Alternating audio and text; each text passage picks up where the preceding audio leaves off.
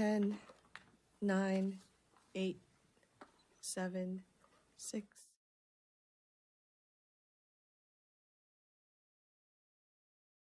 All right. Welcome, everyone, to the Brisbane City Council meeting. Please join us for the Pledge of Allegiance. I pledge allegiance to the flag of the United States of America and to the republic for which it stands, one nation, under God, indivisible, with liberty and justice for all.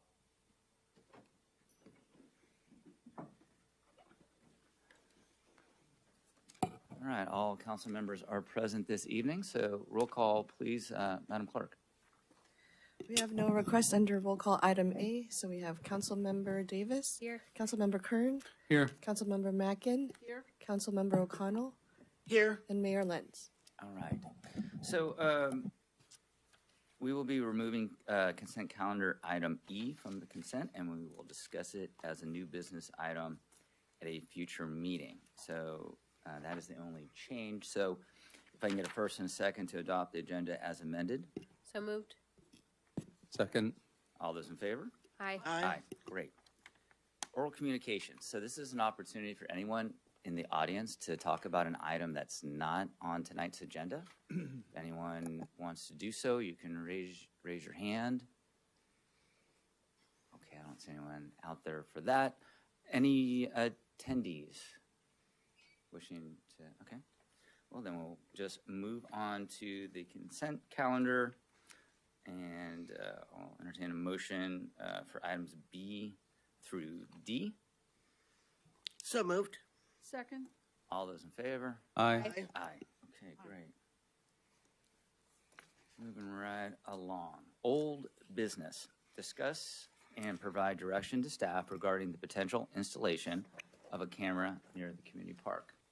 Staff report, please. Thank you, Mr. Mayor, members of council. It's a pleasure to be with you here this evening.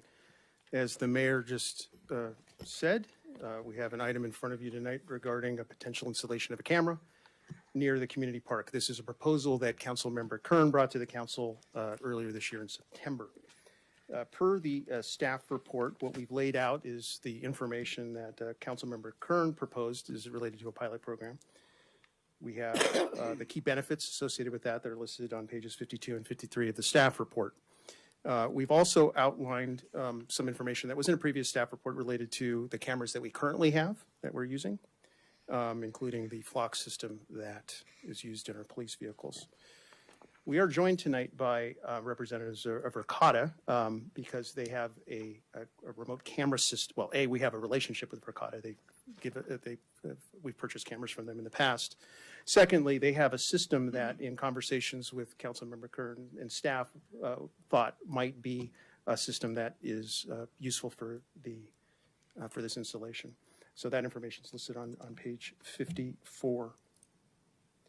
What I'd like to do is, if Councilmember Kern had any comments related to the staff report or anything that he'd like to highlight at this time. Thank you. Thank you so much, Mayor, colleague, neighbors. Thank you. To the City Manager's Office, Police Department, Public Works, and Park and Recreation, your input, ideas, and feedback have been incredibly valuable in this journey, so thank you as well. We gather often to discuss the mechanics of our city, budgets, pavement, and pipes. But tonight we have the chance to talk about experience, to talk about how we share our spaces and how we can use ingenuity to make them better and safer for our children.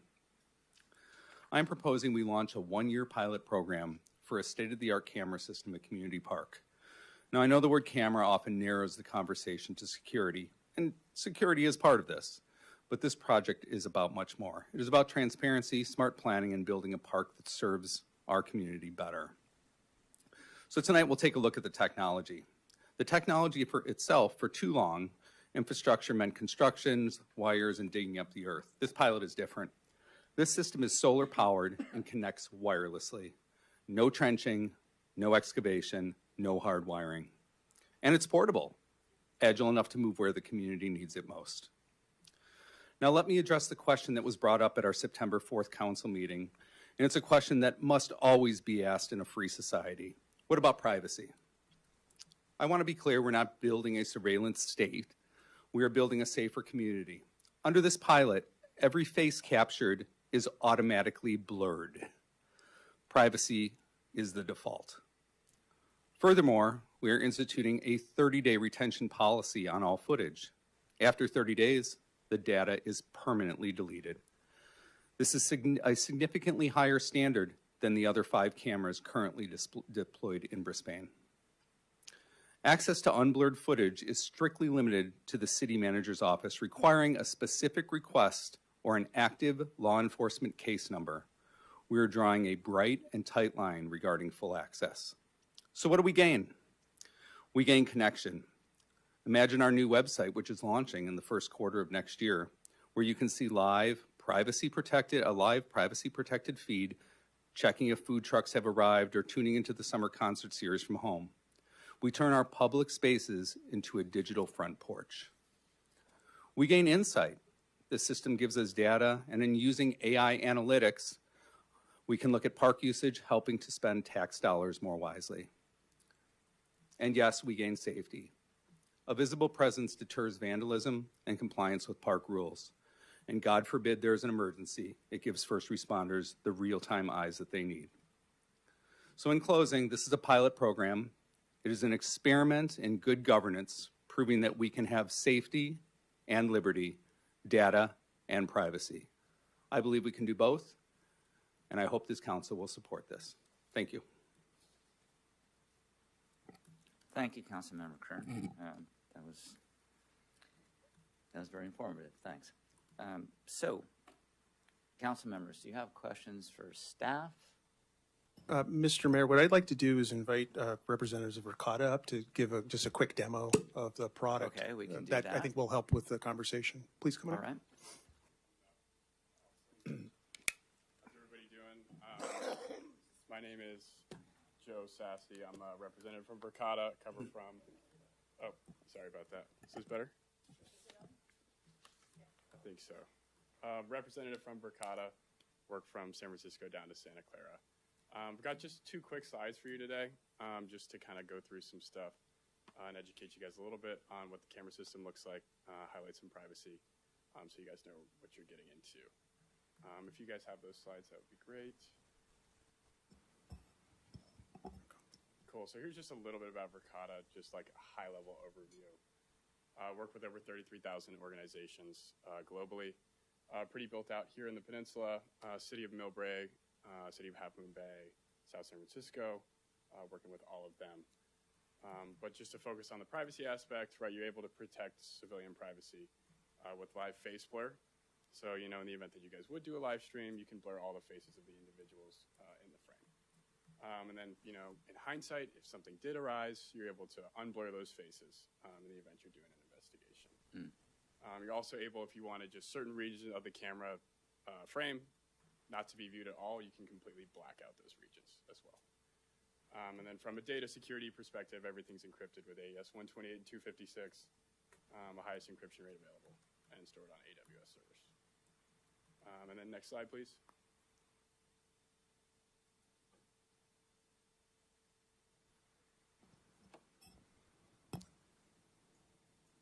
And then this is the camera that Councilmember Kern was referencing.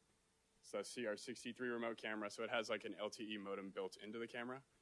So all you have to do is power it. We typically recommend using either a power tap from a light pole or a 100-watt solar panel. And you get all those same privacy features that I mentioned previously with this camera. And you're also able to live stream it to a website if that's what you guys are interested in as well. So that's kind of my high-level overview. I think I'll leave it up to council or anybody else for questions. All right. So, any council members have questions for staff for the manufacturer of the camera? Okay. I just wanted to say that the staff report was very complete, and I don't have any questions. Okay. Councilmember Mackin. I have a question for Commander Garcia.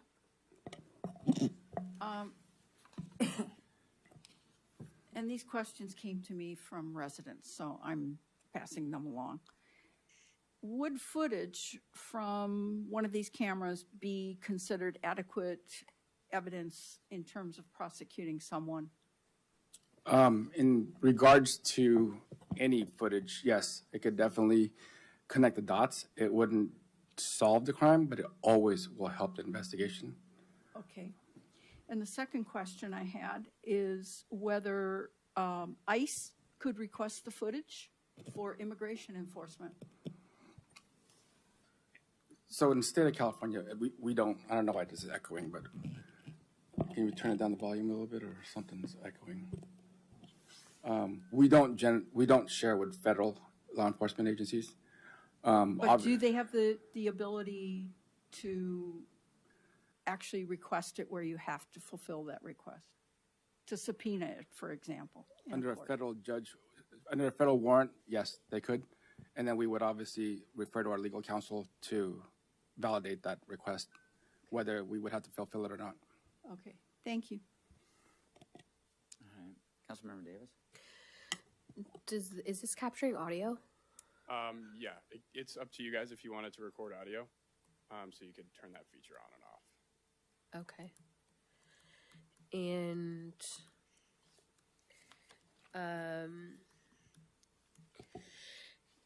can you zoom in? Yeah, so this camera has digital zoom and optical zoom. So you could zoom in from the lens itself when you guys install the camera. We work with like our integrators. You guys use Quovo in the past. He's a really good integrator. To have them optically zoom the camera to your guys' preference. Or you can, in hindsight, right, if you were to review footage, digitally zoom in on that footage. Got it. Okay. Those are my only questions right now. Right. I have one question. So if you use the solar panel, and I'm assuming that the camera would be on 24/7, so at night, how do you get energy?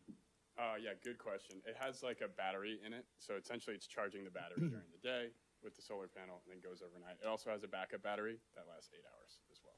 Great. Okay. All right. That is it. So if there aren't any other questions from the council, we can open it up to the public and have them come and talk about it. And I do have a slip, and it's great if you wouldn't mind filling out a slip. I think they're in the foyer, and you can bring them up to the city clerk. But you could also raise your hand, too. So the first slip I have here is from Clint Cardoza. Come on up, sir.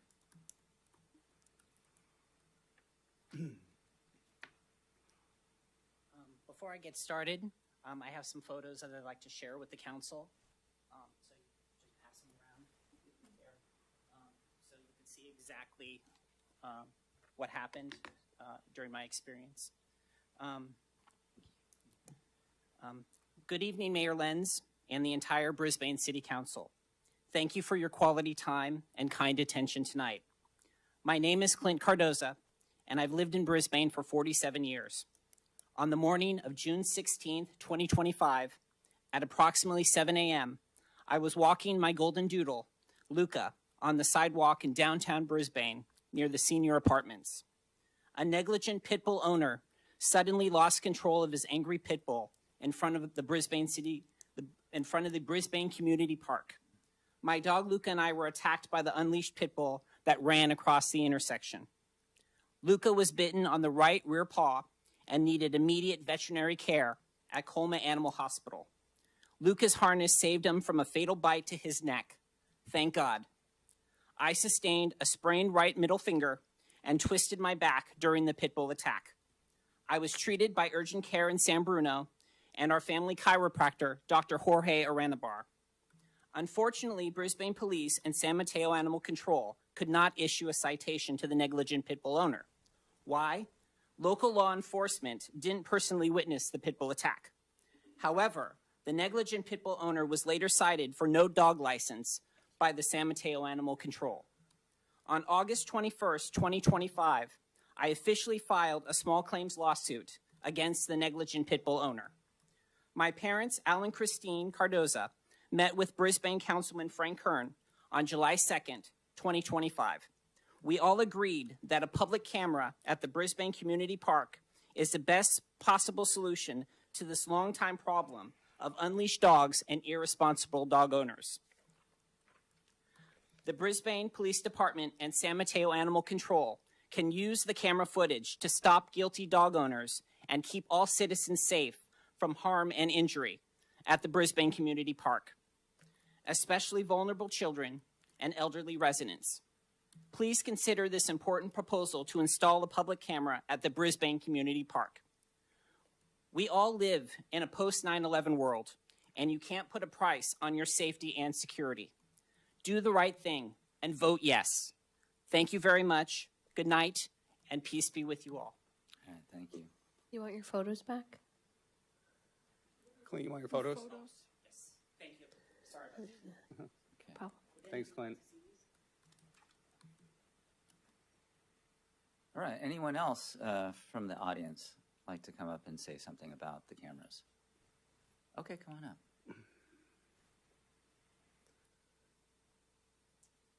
Hi, Council. My name is Angela Apple. I'm a resident on Humboldt. I'm actually Clint's neighbor, so I'm very familiar with his situation. I also, in full transparency, I work in the physical and security industry. I work at Verkada. My interest is I work there, and I know how amazing our products can be, not just from a security standpoint, but also from just the ability for you to manage your business in our town much more effectively.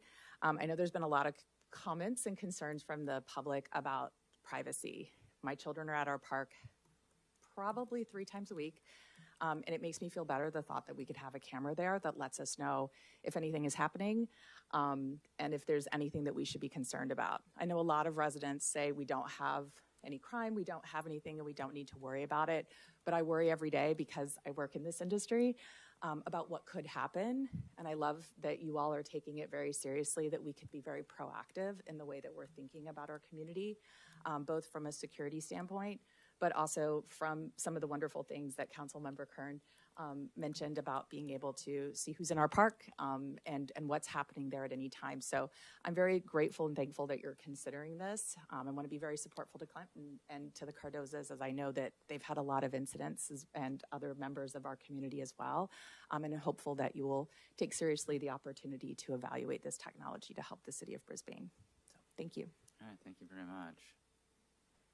All right, anyone else out in the audience? All right, come on up, sir. Hi, I'm Martin Fager, and I lived in Brisbane 64 years.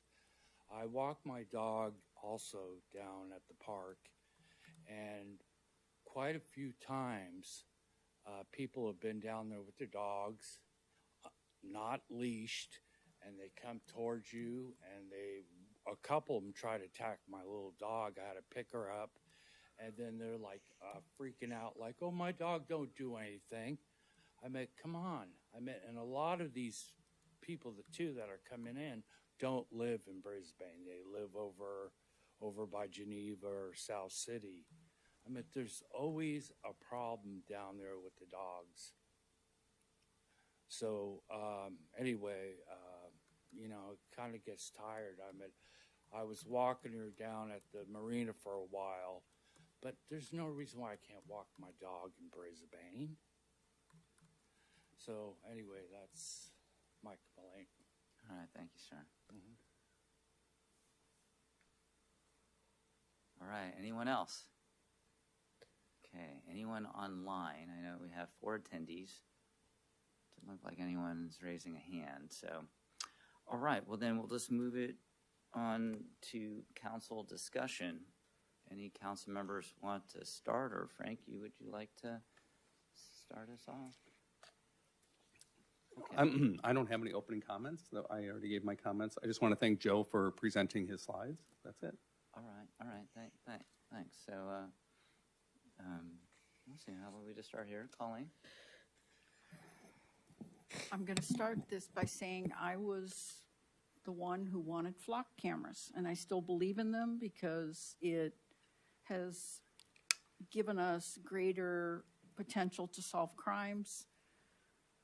Taking the place sometimes of, you figure with the police, it's 3 shifts during a day, and that would be 3 policemen. So it's saved us money, and it has, according to the reports we've gotten, actually helped solve crimes. I have some reservations about the camera here, the ability to solve crimes. I I'm not quite sure how we will track down dog owners, especially if they're from out of town. So I'm not sure about the efficacy of that. Second concern I have really is about public being able to monitor the park. I think I watch lots of British TV, and they always refer to crimes. Let's grab the footage from the CCTV, and they're used to that. The same happens in China. People in China know everywhere they go, they are on a camera. I'm not sure I want that level here. I understand the problem with this gentleman and his dog, and I think that's terrible what happened to you. It makes me very angry to hear that someone would be so careless and defying, they know the law, and cause you and your dog personal injury. That really, really makes me angry. But then I have to go, okay, is the camera going to solve it? Now, I'm not saying it wouldn't. I'm really looking for more input from my colleagues on this. I think we need to be realistic about outcomes here and not paint it as it's going to be a solution to all these things in the park. Sometimes citizens, if they call the police, I've called the police about things in the park, and they responded in a timely manner and resolved it. Someone has to be monitoring that camera and see your dog and yourself being attacked. And I don't see anything about someone monitoring this 24 hours a day. So we're still back to calling the police and someone coming to respond. I'm not saying it's a bad idea. I'm open to a trial run on it, but I think we need to be realistic about the efficacy of what our expectations are, because I don't think it's a silver bullet, and I really do have privacy concerns, and I am very concerned about the intrusiveness of federal agents being able to request the footage. I don't think our citizens want that, and I don't know what we do about that. So those are my concerns. I'm still open. I want to hear what everyone else has to say. All right, great. Thank you, Councilmember Mackin. Councilmember O'Connell. So, again, I do believe that the flock cameras have a process that are really good and have been very effective. But those cameras are doing an instant read on a license plate, and when it spots it, whether there's a problem or not, the person doesn't have to be speeding or anything else. It automatically, if there's an alert on that license plate, lets law enforcement know so they can react. Having cameras everywhere is not the solution as far as to force people into behaving well. And it certainly won't, without having it being monitored 24/7, is not going to stop a problem while it's happening. In the situation that our resident was, the animal came from across the street to attack his animal and himself. That would not have been responded to when they saw it happening, because no one would have seen it happening. Now, after the fact, perhaps it would have given some information to law enforcement or to his own attorneys if the information was requested to determine what happened. But we're not going to be seeing a sexual predator in the park before there's an issue. We're not going to see the teenager or young adult who is doing graffiti in the bathroom before it happens. We're going to be looking at this after the fact and maybe be able to react to that footage. But I have privacy concerns about it, and I don't think that this is a $10,000 throw the camera at the wall and see what sticks situation for me. Don't think it will have the desired purpose. And as far as finding out how much our park is utilized and the demographics of the people going there, I mean, it's a public park, and I think that we have a pretty good understanding of how that park is used. So I don't see as that being a good or a necessary thing in this instance. So those are my Okay. comments. Councilmember Davis. Well, I definitely had concerns when we first discussed this. Much of them have been shared by Councilmember O'Connell and Councilmember Mackin. I would say if we did move forward with this, I'd be really opposed to audio. If there was a live feed, I don't think that the general public should be able to access audio. I know it sounds nice to, be able to hear the concert in the park, but a lot of us can hear that from our house anyway. And I think that's more intrusive. I think people should be able to go to the farmer's market and share a little gossip if they want to and not be worried that it's live for someone to hear. So I just think that's just a little bit of an overreach. I quite frankly feel like a live feed that's open to anybody is an overreach, even if it's blurred.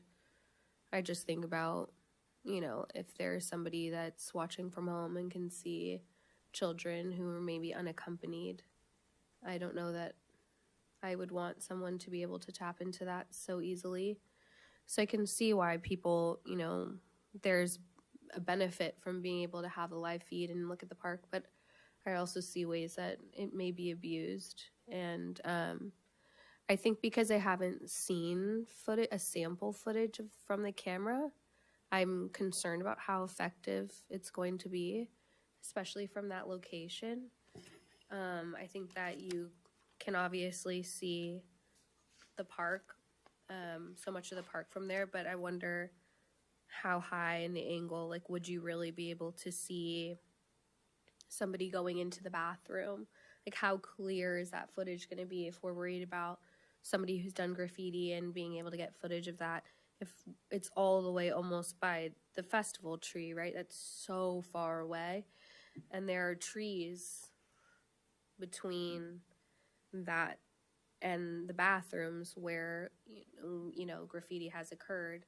Is that from that location even going to get us the footage that we're trying to say we need to address those kinds of problems? I'm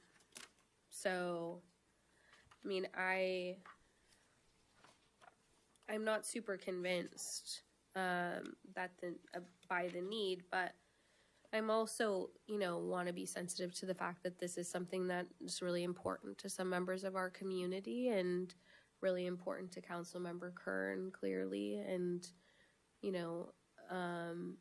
if it's that important, then I could see supporting a 1-year pilot, but I really want us to be clear about what the outcomes of success of such pilot would be. And I'm resistant to big government and just Big Brother and being on camera all the time. And I know that's so common for people to have their Ring cameras and people seem accustomed to that, but I feel that we should be more cautious about how much we're surveilling our residents and giving people access to surveil other residents. So I would say with caution,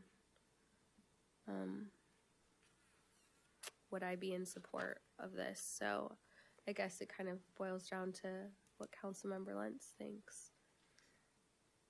Thank you for that, Madison. I do have a question for Commander Garcia. So you had mentioned, or I guess it was in the presentation, that if law enforcement needed the footage, they could use it and remove the blurring out so that you could identify someone. Is that correct? That's correct.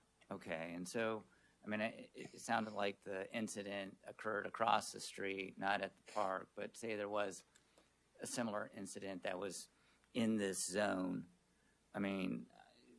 Chances are being able to catch the person, immediately after the incident, probably pretty rare, but I'm assuming that by recognizing the facial features of the dog owner, you could probably identify that person and then move forward with an investigation. Yes, that's correct. A lot of times when an incident occurs, they can tell us the action that went on, but then if they don't know who that person is, then we're lost.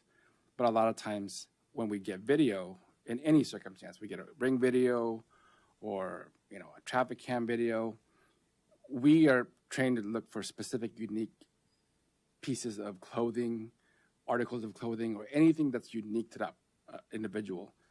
And a lot of times that helps us come up with potential leads. So yes, we may not see the face, we may not know who it is, but you know, a lot of times, you know, someone is a creature of habit. They wear the same jacket all the time, they wear the same shoes, and you would be surprised how that level of detail gives us that ability to aid the investigation. A lot of times, you know, even if we don't know exactly right away during the incident, should we be called to it an hour or two later and we request from the city manager's office the footage, it gives us a lot of details that people don't normally think about. Maybe they forget, they see direction of travel, but they don't know that the camera caught them going south and then hooking a left or a right. And that gives us a little bit more than we normally have. So although we're not looking for exact identification, we are trained to look for different things that the general public generally doesn't remember during a crime or the incident, not even a crime, incident. Okay, no, thank you. That was helpful. You know, we get emails, responses from members of the public before our meetings. They read the packet as well, and they want to provide comments. And we did receive some comments from a member of the public, and you know, I agree with a lot of what she was saying. I believe Brisbane is a very safe community. I feel that the park is very safe too. But I also see the other side of where having a live cam is kind of cool and kind of useful. I'm glad that some of the issues that were raised during a previous meeting were addressed. And thank you, Councilmember Kern, for really listening and applying the comments that were given of concern and working with staff to mitigate those. I feel that they were mitigated quite well. Councilmember Davis, you brought up the thing about the audio, and I agree with you 100%. If we were to move forward with the pilot program, I would not want the audio to be in there. You can't blur the audio. If you blur the audio, why even have it? So I know there's some folks in town that would like to see it. It's when you do a pilot program, doesn't mean it's going to be forever. It's going to be on our city's website if we move forward with it. The public will be able to have lots of opportunities to comment.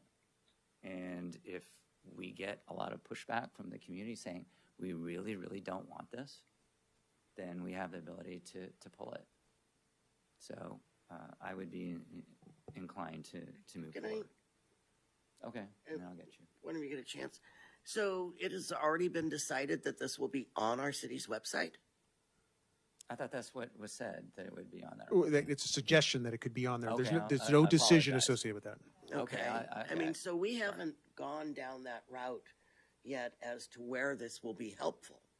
The staff report and Councilmember Kern has looked at ways that it might be helpful and ways that it might be utilized, but I don't think we've made any policy on this. And just like when we were looking at the flock and there were concerns from the public about what that information was going to be gathering, I think that there's a lot of concerns from myself and the public, not necessarily who are in this room tonight, but public that has reached out to us individually and a couple letters that we've gotten. But I just wanted to confirm that there's Yeah. hasn't been a decision made. Got it, very how it's clear. gonna be used. Absolutely. I know that it was something that Councilmember Kern had mentioned, and And to me, that seemed like a good reason to have it. It's a public tool for the community to use. So, but we as a council can say, no, we don't want to do that either. and we haven't really heard from staff, as you bring it up on how it's going to be used, we haven't heard from staff if they feel it would be a $10,000 useful tool to do demographics on our park. Well, let's ask the questions then. Thank you for the question. I think you can slice and dice it a couple different ways, and some of it is certainly subjective. I think if there was a crime at the community park and the camera was available, that's invaluable. So I don't know how to put a price tag on that. The opposite, or another point may be that the community derives a certain sense of connection and community awareness from the camera. I'm not sure how to price that other than word of mouth and people saying that they like the camera system. I think part of it too is understanding how we would use it. I think for us, this wasn't a staff initiative, but in speaking with staff, certainly if there was a crime committed there, that we would utilize that information.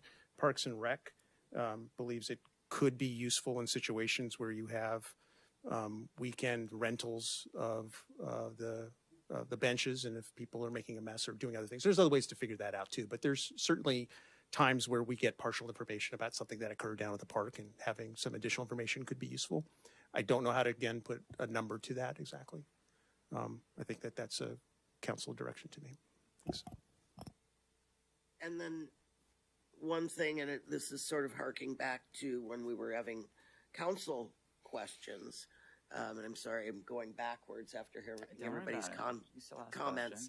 questions. But does legal have any information on how this might affect a possible litigation situation, a trip and fall, or having it be a known, something being a known hazard because it's on the tape, even though on the recording, even though someone has not reported a dangerous situation, that litigators could request the information and say that we must have known because it was on camera and, the branch was loose or whatever it is. Is that something that would be of concern to legal? So it's a tough question, and full disclosure, I worked on this issue for Fast Track a decade ago, as well as some other technologies. They were all vehicle mounted. None of them were static. So I was in a lot of public hearings, and what I can say is my takeaway was always the same after a couple years of learning it. If there's a record there and somebody feels harmed, they want the record.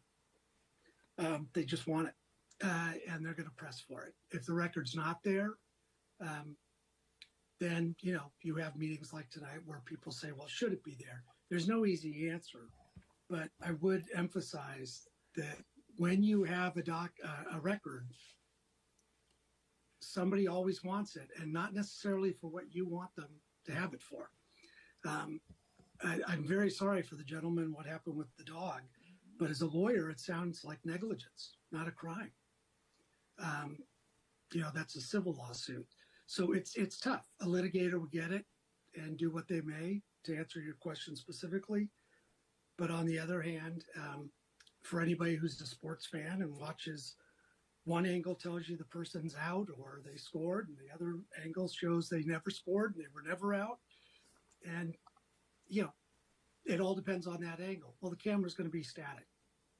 So it's not going to be black and white in most instances.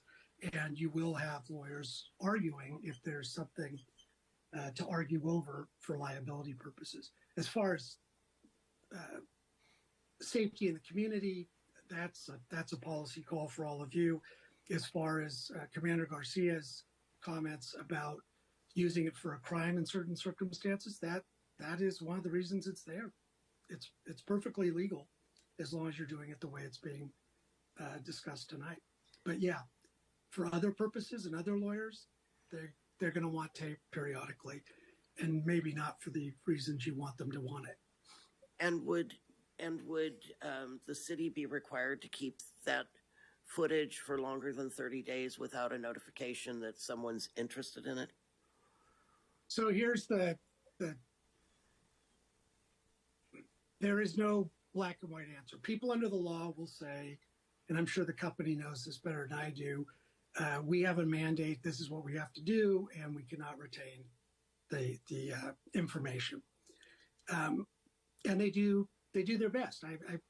I saw good companies and bad companies, this is way back when, but they all had a system for erasing or reusing tape.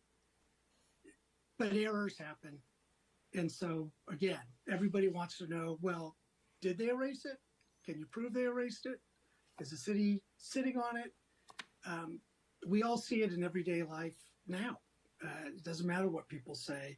They believe that they're being misled because there must be a record, that kind of thing.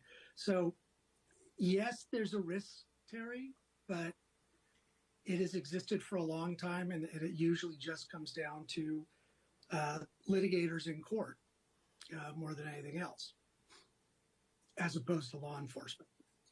Great, thank you very much, Tom. There. If I may comment. Oh, okay. Directly to Councilmember O'Connell, I think it's important to point out that the blade cuts both ways. Your position in pointing out that somebody would be coming to Brisbane to obtain footage for, I don't know, possible reasons that aren't beneficial to Brisbane is legitimate. But also, the other half of that is it protects Brisbane and the city of Brisbane against slip and falls and different things that could happen. So the blade does cut both ways. So it's both a benefit and maybe not so much of a benefit in different cases. May I go on? Absolutely. Got a lot to go on about here. Okay, sure. I brought this up on September 4th. I'm going to bring it up again, just for purposes of discussion here. I mentioned that I went out with my dog. I go out with my dog 2 to 3 times a day, and I take extensive walks throughout Brisbane. People see me all the time. They come up to me. They say hello. I want to talk about 2 distinct walks, one past Councilmember Mackin's house and one past Mayor Lentz's house. The first one occurred at 10:15 a.m. on August 13th. I went Mendocino, San Bruno, San Francisco, Santa Clara, San Bruno, past Councilmember Mackin's house and back to Mendocino. On one side of the street, that is one side of the street, that's all I could count with the vision that I have, I was on 42 different cameras. I cannot tell you the make and model of the equipment that was used. I can't tell you the resolution. I can't tell you who was looking at it. I can't tell you where it was stored. I can't tell you how long it was stored. I can't tell you any of that. I think that what we have done here today with staff and the homework and the ton of legwork that we've done, we're answering all those questions for the equipment that we want to put in place. The second walk, there were several walks here. I'm just calling out the ones that I think are relevant here. This one was Mendocino to the Solano stairs, to the Sierra Point stairs, up to Humboldt, over to Placer Way, down to Sierra Point, to San Benito, to Visitation, back home to Mendocino. That was at 5:49 on August 15th. I passed 14 cameras on one side of the street. Higher you go on the hill, there are fewer cameras. There are also fewer houses. So I just wanted to call that out, that there are so many cameras that are being, that when you're out in the public, you're being monitored. And guess what? There's audio with those cameras too. Number 2, I spent some time in our squad cars here in Brisbane. So I have done 2 ride-alongs, one daytime ride-along and one nighttime ride-along. And I got to see our flock system at work, and it's really impressive, you guys. I will tell you the last experience that I had with it, we were on Valley Drive, and there was a Toyota Prius going down Bayshore. It had stolen plates. Somebody stole a Prius.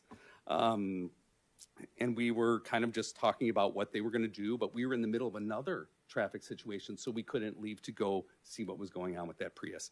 So while the flock did what it was supposed to do, and it alerted the police department, there wasn't an officer to go investigate it. So again, to Councilmember O'Connell's point, This was a sort of retroactive style alert because it was something that would have to be pursued later. It was not something to be taken care of immediately. Councilmember Davis, you talked about the audio. I 100% agree the audio should be off. We could offer the audio for concerts in the park, something like that, and turn it on for a special given amount of time. I think there is some benefit in actually broadcast that. They do it at Stern Grove. They do it all over. Redwood City does it for their big concerts as well. Just making just a general comment here. The year I was going to use was 1992, but I think I need to move that up a little bit here to make sure it's relevant to all the council members. So let's just talk about the year of 1997. We were walking around, living our lives. We didn't have smartphones in 1997. Today, in 2025, every smartphone in the pockets of the council members here knows your location and what you're doing. And if you have Facebook Messenger installed, it's listening to this conversation right now. So just letting you know, we're not even doing things privately here. Last but not least, I want to talk about page 57 in our packet. And these are use cases from local municipalities. We've got Burlingame's got 4 cameras installed at its main park, Millbrae, Redwood City, South San Francisco, all using cameras in a variety of ways. And then we have San Carlos, and they've got 360 cameras throughout their city. We're just proposing one here with faces blurred. And last but not least, a question for Tom McMorrow. Tom, is there an expectation of privacy when you're in Community Park in Brisbane, California?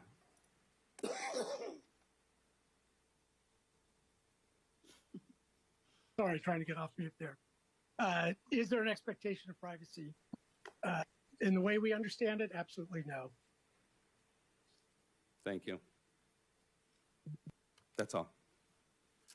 All right. Councilmember Mack, I know you wanted to say something. I actually have a couple more questions. Okay, great.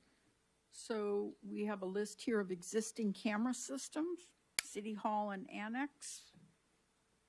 The Corp Yard, we had extensive dumping there for a long time. I get that. We have one at the community pool. Could someone tell me why we have one at the community pool? Why did we get one at the community pool? Noreen just jumped off. I'm sorry. Let me see if I can get that answer for you. And we have one at the marina. And can someone tell me, is it one? And for what purpose did we put one at the marina? And where is it located?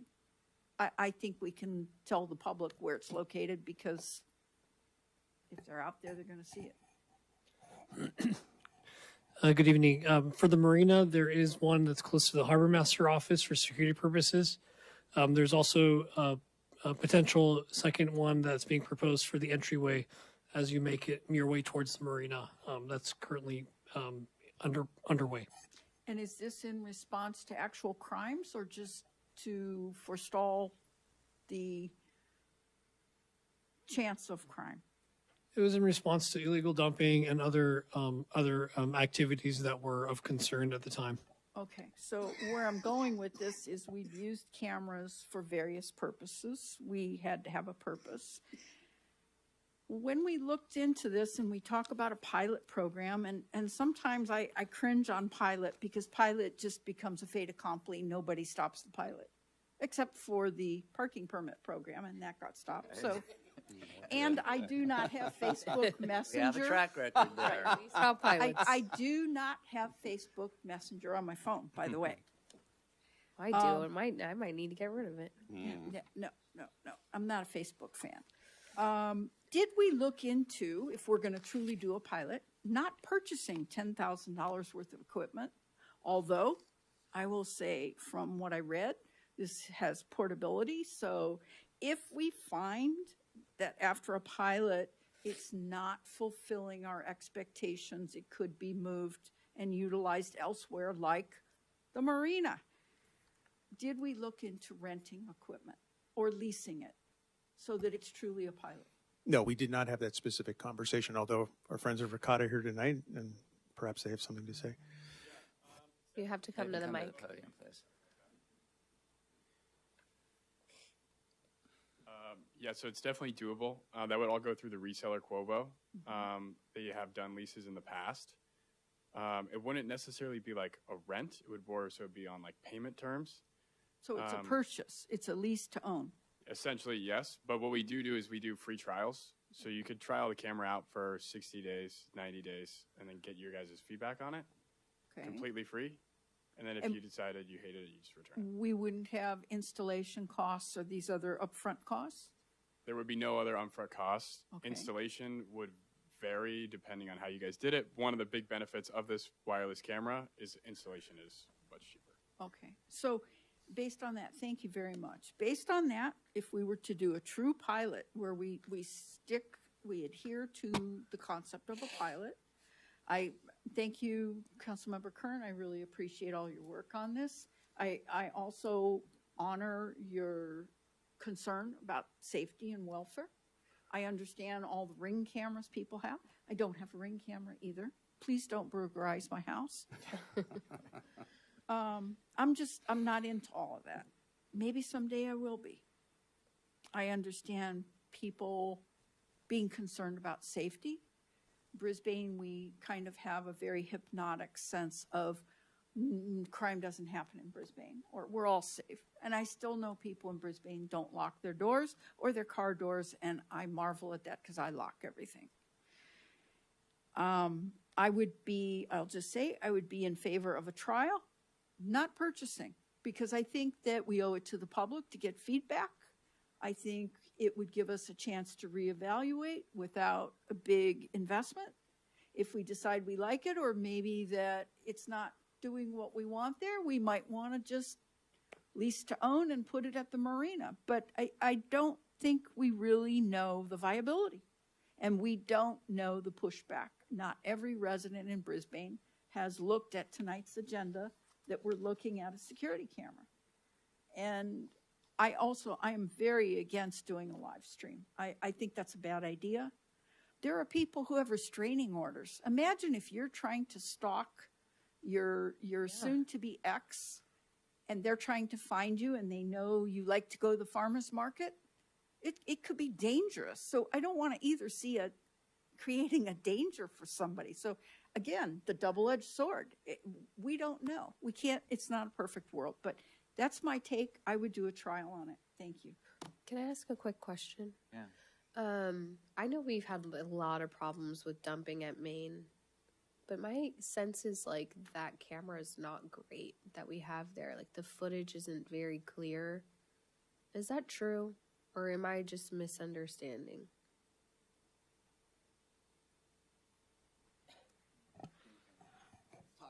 Yeah, I can share that. It's we have a couple of different versions of camera. There's some that are higher quality and some that are lower quality. I believe the one you're talking about, Councilmember Davis, is one of the lower quality ones. Initial cost was very low, but there's limited capabilities with the quality, obviously. So if that's something that we want to consider, we could look at. Because I could see us, moving it like that. We really need a very good. I mean, that is a place that dumping is occurring consistently. Also, I know if we put one at the fishing pier, angled down Sierra Point Parkway, there's a lot of dumping that goes on there, and there's a lot of things that happen, I think, at the Fisherman's Park. I guess pier is not the right term. Fisherman's Park. Mm-hmm. So I could see us, if we wanted to invest in a camera, that instead of, when we do a short pilot, I do think that there are other places in town where we know there are active dumping that we would totally utilize that footage to help issue some citations or get some more information that we could just move it over and upgrade one of those too as an option. I have one more question, if I could, Mr. Mayor. And this is really for the Bradaka people. When you install a camera in a public place, do you ever recommend putting a sign up that says, you're on camera, you're under surveillance, as a deterrent, so that we're not trying to figure out from the murky video or the person with a hoodie pulled way over their head, trying to make sure they have their back to the camera? just kind of a heads up, we're watching you. Do you have signage? Do you ever recommend that in conjunction with installation? Do you have any kind of studies or track record indicating whether that's a good or bad idea? Yeah, I definitely would say it's a good idea. We don't have any data on just the actual signage, but I would definitely recommend it for one, privacy expectations, and then two, just like general, like, hey, there's a camera up here. Well, the one other advantage I could see to that is if one camera in the park near the holiday tree doesn't actually cover every nook and cranny, a sign saying you're under surveillance would. So it would be an extra deterrent. Correct. That was something that we did talk about as adding Excuse me. signage. If you don't mind just staying at the Yeah, of course. podium here. So, okay, so if we move forward with a 90-day free trial, all right, so what does the free exactly mean? Is it like free, and there's no obligation to the city? Yeah, you don't pay for anything, and then if you hate it, like if you don't like it after 90 days, you just return it to us. Okay, and then after that, if there hasn't been any complaints, then we can keep it for, say, a year and like really initiate the pilot program or whatever, or maybe we feel 3 months is enough and we would be good until, I guess we own the camera, and if we want to move it someplace else, then we just do that as well. That's exactly right. Okay, so. What if we review it in 90 days? And we talk about that. Well, yeah. That would be a good thing, because I think that would also give the public the opportunity to have that feedback, not just within staff. Well, maybe We would the next mayor might agendize it, and then we can. Quality of the footage, we would also be able to assess in the location of like, Yeah. I would hate for us to go through a whole year and be like, oh, actually, it wasn't really positioned quite right. I agree. Okay. Yeah, two things. Am I out of line speaking right now? No. Yes. I am out of line. No. Oh, You okay, speak. Oh, no, okay. no. I'm sorry. Okay, I didn't know if we moved past discussion or not. So we did. We took a walk. We went around Community Park and we had a hard look. Maz has got a pretty keen eye, and he found a light pole in front of the condominium building at San Bruno in San Francisco. It's a city-owned light pole. There's nothing else on it. We don't have any of our signs or banners or anything on it. And that map that's in your packet would be the viewpoint of that camera mounted on that pole. So that would be across the street on San Francisco. The nice piece of that is mounting it on the street pole, which is not that tall. Our street poles are not that tall, is it allows us to see under the trees. So you cannot see, I don't think, Joe would correct me if I'm wrong here, you would never be able to make out a face with the camera of someone going into the restrooms, but you would know somebody was going into the restrooms and you know what they were wearing. So it does give you that view underneath the canopy of the trees, which I think is super helpful. And if we went with the mounting on the light pole, we would not need to purchase any additional mounting equipment. I believe that the camera and the solar equipment all would just mount on the light pole. So. All right. So will we be okay with, say, the 90-day free trial, and perhaps before the 90 days is up, we would have another discussion to see if we move forward with having it be a permanent. Did I hear 90 day? I thought I heard 60 days. It's supposed to be 60, but we can extend it to 90. I heard 90. Yeah. So 60 to 90. Yeah. You know what? I heard 90, and Joe, is it? Yeah. Yeah, Joe said yes, so I think we're good. Oh, okay. Mr. Mayor? Unless you want to negotiate down, Terry. No. I thought he said 30 to 60 days. Okay. And- 90 is perfect. And then you kept repeating the 90, and I didn't know where that That's all right. came from. Mr. Mayor, if I could, one other point I think is really relevant here is if we have 90 days and we come back in 90 days and say, well, okay, what do we think, staff? And staff says, nobody was looking at it. We didn't have any problems. We need staff to look at it. So we have a report from staff. How did you utilize it and when? Something viable, so we don't sit here and go, well, now what? Well, if I may, our internal process, our thinking was that we would utilize it if an issue came up. So we would not be monitoring on any kind of regular basis. It was only intended that the allocation would be just too much from a staff perspective. Well, but I mean, from a standpoint of if, for instance, our police department said, okay, could we see someone going to the restrooms to vandalize it? Looking at the footage to see how viable is the location during different times of day. If it's 4 PM, can you not see anything because it's not well lit? That's another problem at night. And I didn't ask that. How good is the resolution after dark? There are lights in the park. Not much. Yeah, if there's lights in the park, it'll basically see whatever's lit, and then I'd always estimate about 100 feet with just infrared range. So, Okay. But whatever's lit, it'll be able to see. Okay, thank you.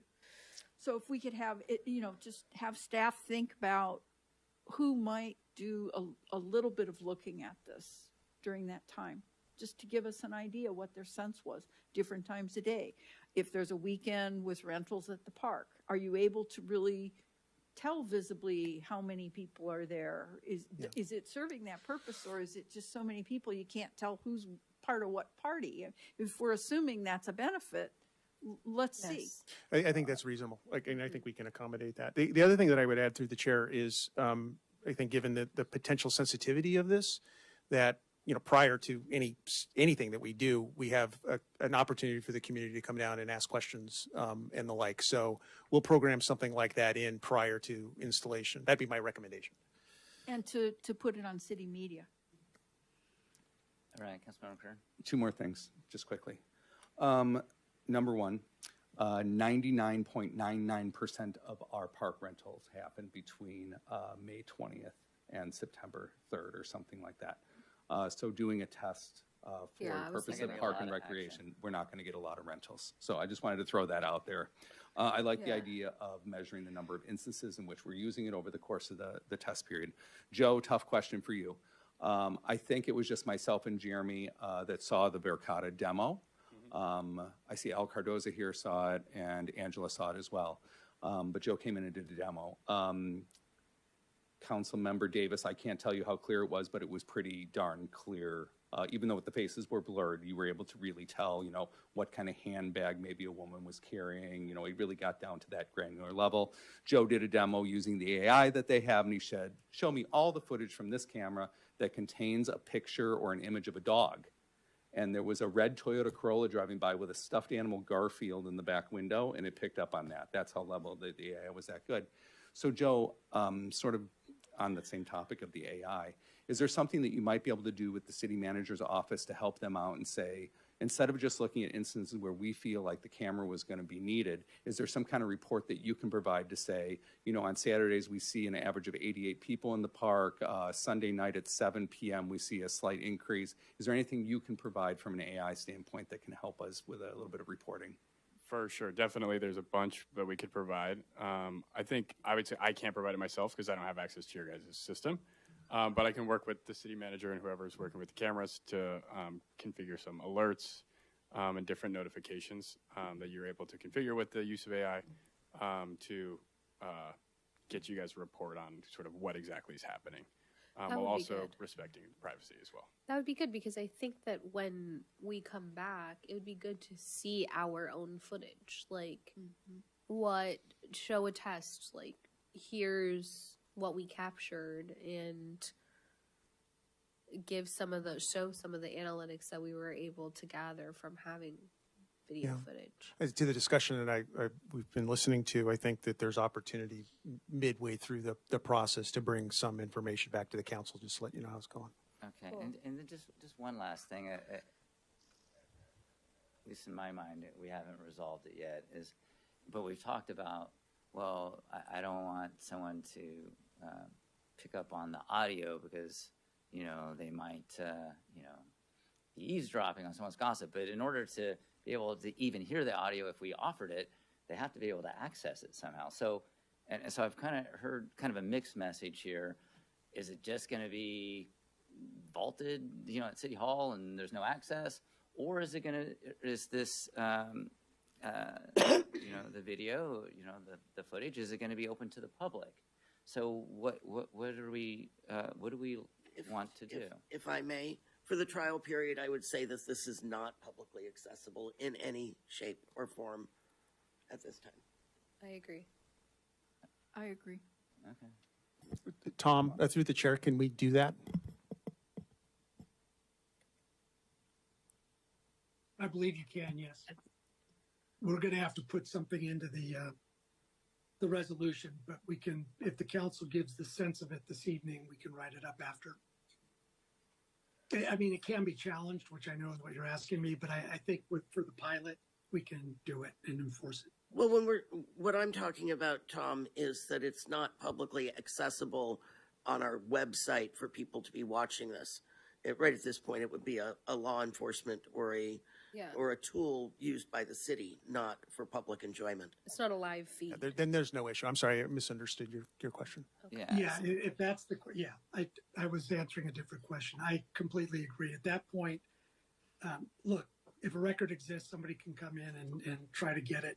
But the likelihood of that happening in 60 and 90 days is pretty small. Okay, so just to be clear, if that's what we do, then we're not going to get any public input because it will be, not available to them. Well, we could get public input about their knowledge that there is a camera and how that makes them feel. Now that we can get. Okay. And we'll be able to report on the data that Joe is able to provide. And, if Commander Garcia needs to use it because there's an incident, we need a report on that as well. Okay. All right. So. May I ask a question, Mr. Mayor? Yes. Is Joe in the room? Yes, he is. He's at the podium.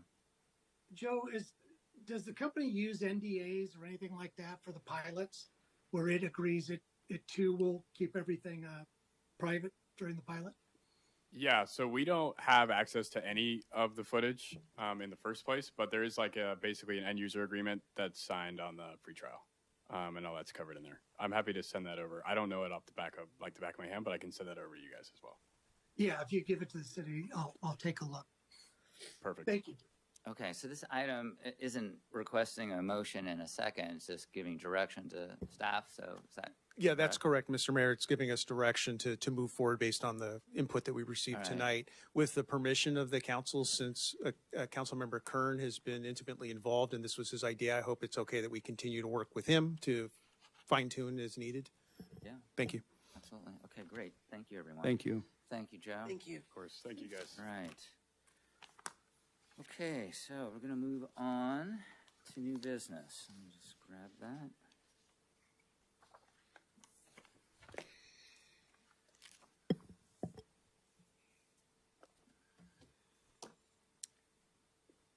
All right, new business item G, discuss and provide direction to staff regarding the potential use of nonconformity code for properties adjacent to the community park. Staff report, please. Thank you. Staff report will be very brief as I'd like to turn it over to Mayor Lenson, the Vice Mayor, Mayor Pro Tem Mackin on this, but to provide just a quick summary. The November 20th meeting, we held a study session here related to Old County Road, 70 Old County Road, a conversation that took place at the council. Excuse me, let me back up a little bit. As you know, the council recently formed an ad hoc subcommittee to look at potential areas in the area that we generally understand to be the Parkside area. One of the ideas that have come out of those discussions is what's discussed starting on page 72 of your staff report related to the use of nonconformity regulations on a temporary basis while the subcommittee continues to do the work that the council has directed them to do. With that, I'd really like to just turn it over to the mayor and the vice mayor for any comments that they would like to make to set the stage for the discussion this evening. Thank you. Sure. So Councilmember Mackin and myself wanted to put this before the council for discussion tonight. During our last meeting where we discussed 70 Old County Road, it was a very, I think, robust discussion amongst ourselves and with the public, trying to figure out what's the best path forward in regards to the entrance to town and, really properties across the park. And as we know, back in the day, the Crocker Park was part of San Mateo County, unincorporated San Mateo County. So we didn't have a say in how the park was designed. It was, we have these warehouses that are across the street from the park. We have a warehouse that's across the street from the senior center. So we've been looking at, how do we take the input that's been given from the public, and not just from this recent 70 Old County Road project, but from Parkside, from the placemaking workshop. We're looking at almost 20 years of public input for these properties across the street from the park.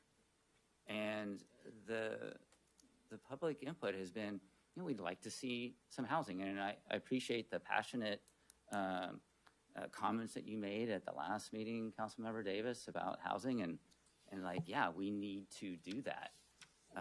People talk about wanting better dining experiences and greater civic connectivity. And so in order to be able to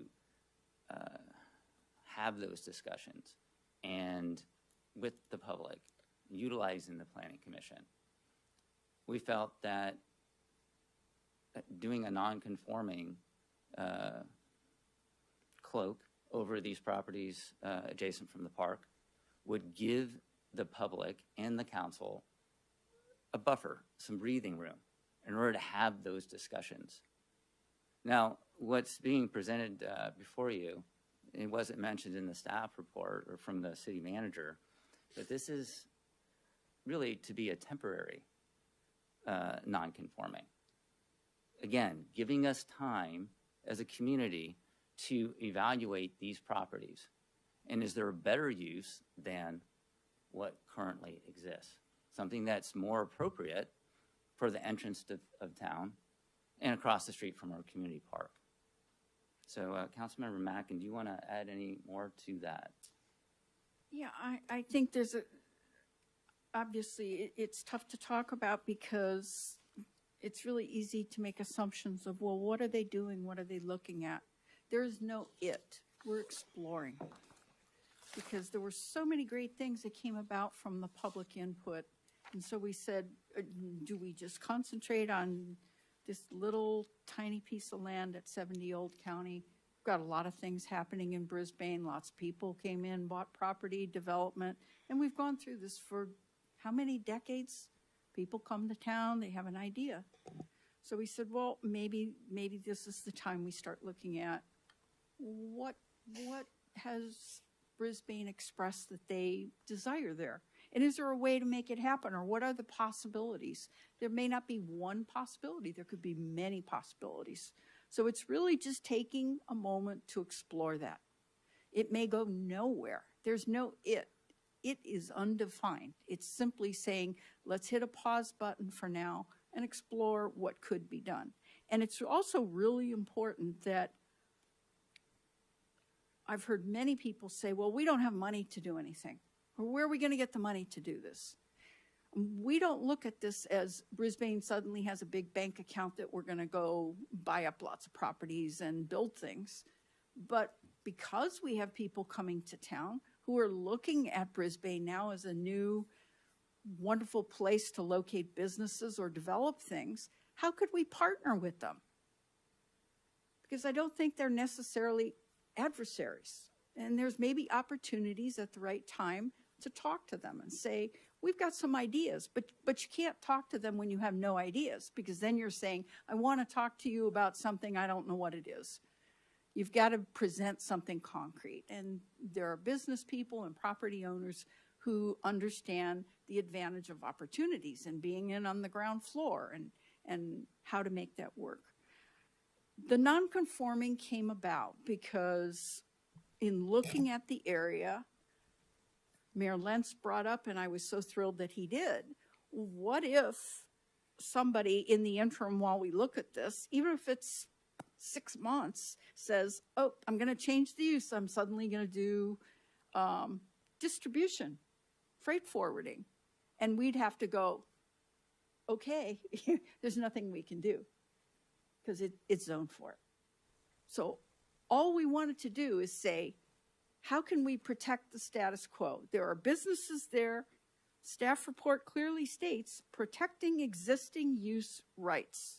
Existing non-conforming uses are permitted to continue operations. Very clear. They're not allowed to expand or transition from one non-conforming use to another. So all we're asking for is hit the pause button. Existing property owners would be completely able to do exactly what they're doing. And the implementation, as Mayor Lentz said, simply gives us a window of opportunity to say, let's explore this. We may end up coming back and say, maybe we didn't find what we were looking for. We didn't find anything. But that needs to be a decision of the council and the public. And we want to give everyone that opportunity. All right, thank you. Very well said. So, you know, there's a map that the council received, and I don't know if the public received it. Did the public receive it? Okay. You know, if you wouldn't mind, can we put it up on the screen just so everyone is aware of what we're talking about and it's clear? Okay, not a problem. So while we're doing that, are there any questions from the council to staff or Councilmember Mackin and myself? Do you want to start, Terry? One question. We'd be designating these parcels that are marked as non-conforming. What is the conforming use that you're proposing? That is something that we would work together on. So we know that the public, through many workshops, has said we would like to see housing. And during the last meeting we had in regards to 70 Old County Road, there was a lot of talk about wanting housing. When we recently interviewed, so let me just finish. You know, housing is one of those items. Some forms of retail and dining is another. So, but it would be worked out amongst us and the public. So, can I ask the city attorney, can you just declare everything non-conforming, or do you have to have a use? A zoning use? Or can everything be non-conforming? No, there has to be a logical nexus. I mean, legally you could try it, but you're going to get challenged and lose. You can't just say everything's non-conforming. You know, I would ask our community development director, because that was a question. We had a meeting at City Hall this afternoon, and that question came up. So, John, if you wouldn't mind, you're the expert. Yeah. Well, I would never put myself in Tom's position, but I think there may be two different sort of things in play here. The process to create a nonconformity is by rezoning property. Right? That's what you're doing. You're taking it from zone TC1 to TC3. And when you've done that, you've now created, and if the uses that are permitted now under the TC1 are no longer permitted in the TC3, that's the nonconformity. And the property will remain in that nonconforming state until they convert it theoretically to the permitted uses. The issue, though, is not, until you go through that process, there is no temporary hold on anybody. They could use their property under the current zoning until such time as you change the zoning. So there's no, what I would call temporary nonconformity. There's ways of going into an urgency ordinance that allow you to do study for rezonings, but that's really is a legal question, as certain findings that need to be made to put an urgency ordinance in effect. So that's, I apologize if that's not very clear, and I wasn't available to review some of the materials earlier when this staff report was prepared. So I do apologize for that, but there's two different things in a way. An urgency ordinance is how you stop something immediately to do study.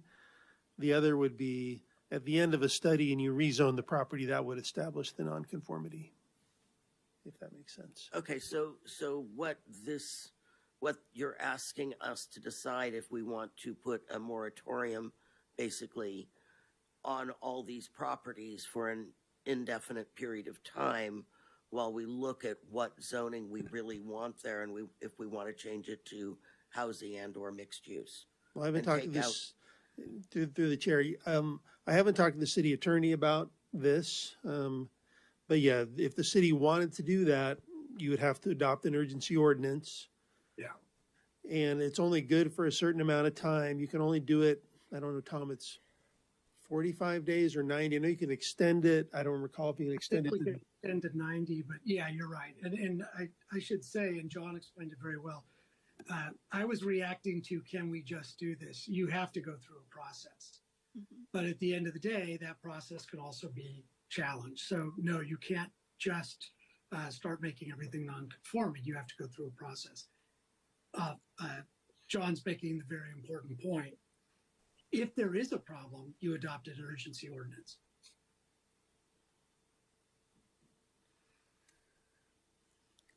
Okay, well, you somewhat answered some of my you gave a good start at answering some of the questions. And at this point, the subcommittee is not making a recommendation on what the zoning should be. No, not at all. No. It's a process. That should have the full council input and also residents. Can I ask a question? Well, Are you done, Terry? For the moment, yes, thank you. Okay. Your sigh led me to believe you might be done. So, I had to reframe. Parkside, I don't believe that 125 Valley was part of that.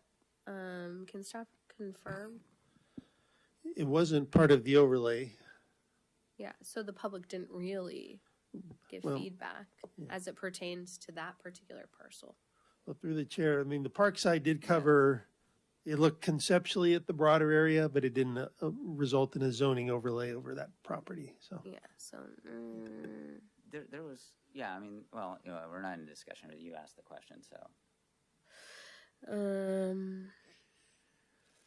You're not aware of any pending applications or any interest from anybody for any of these parcels?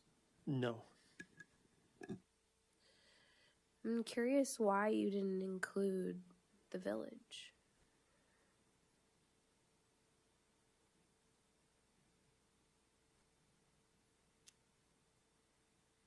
We can if you'd like.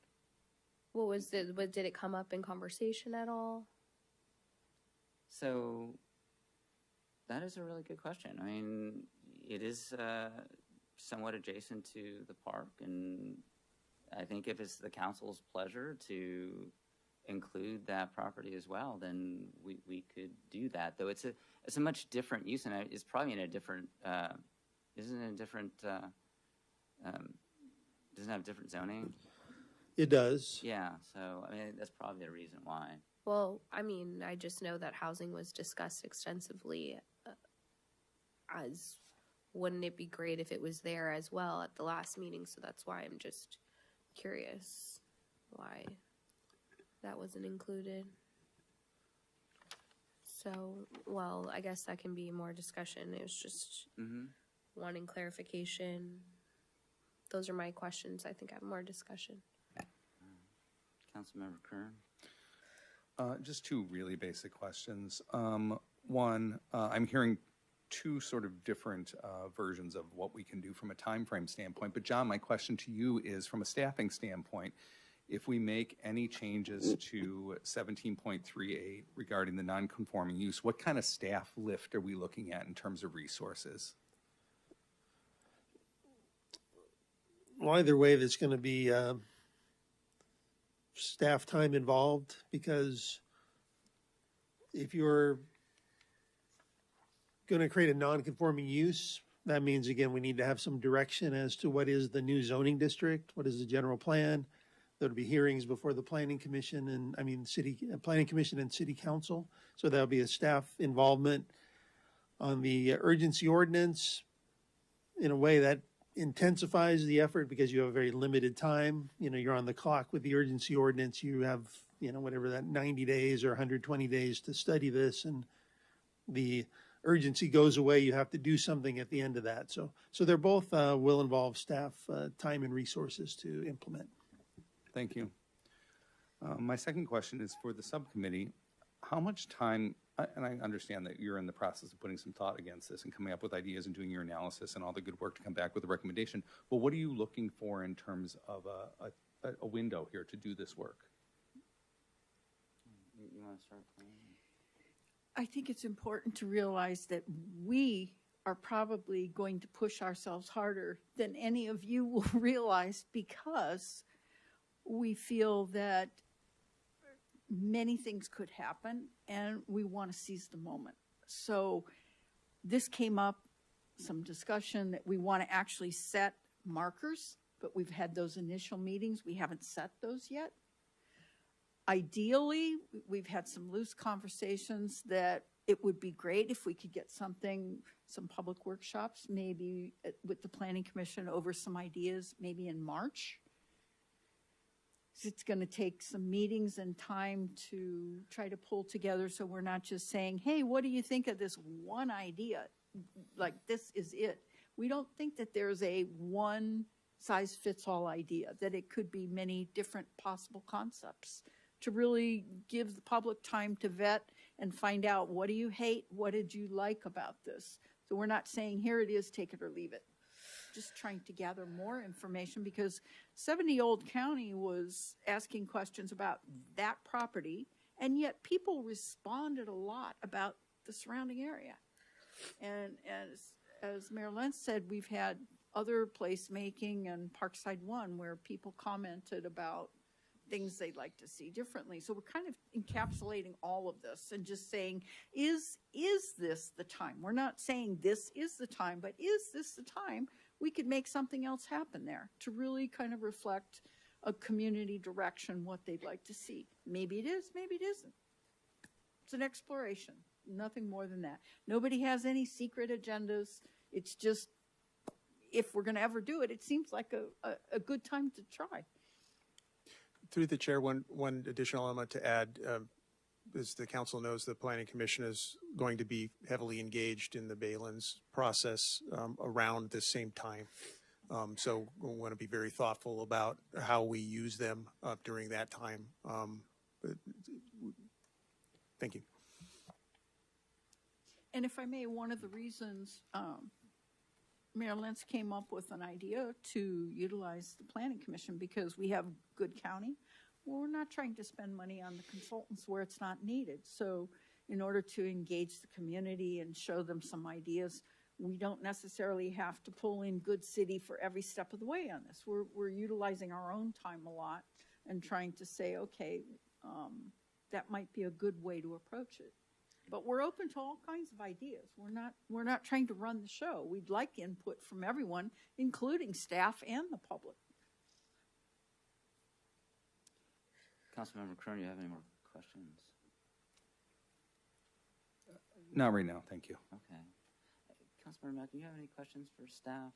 I don't think I do at this time, no. All right. You know, I think I have some, and Okay. I'll just ask them. So, do we have the map ready to go up, please? Yeah, it was up. We just pulled it down. Oh, okay. Sorry, I wasn't looking at the screen.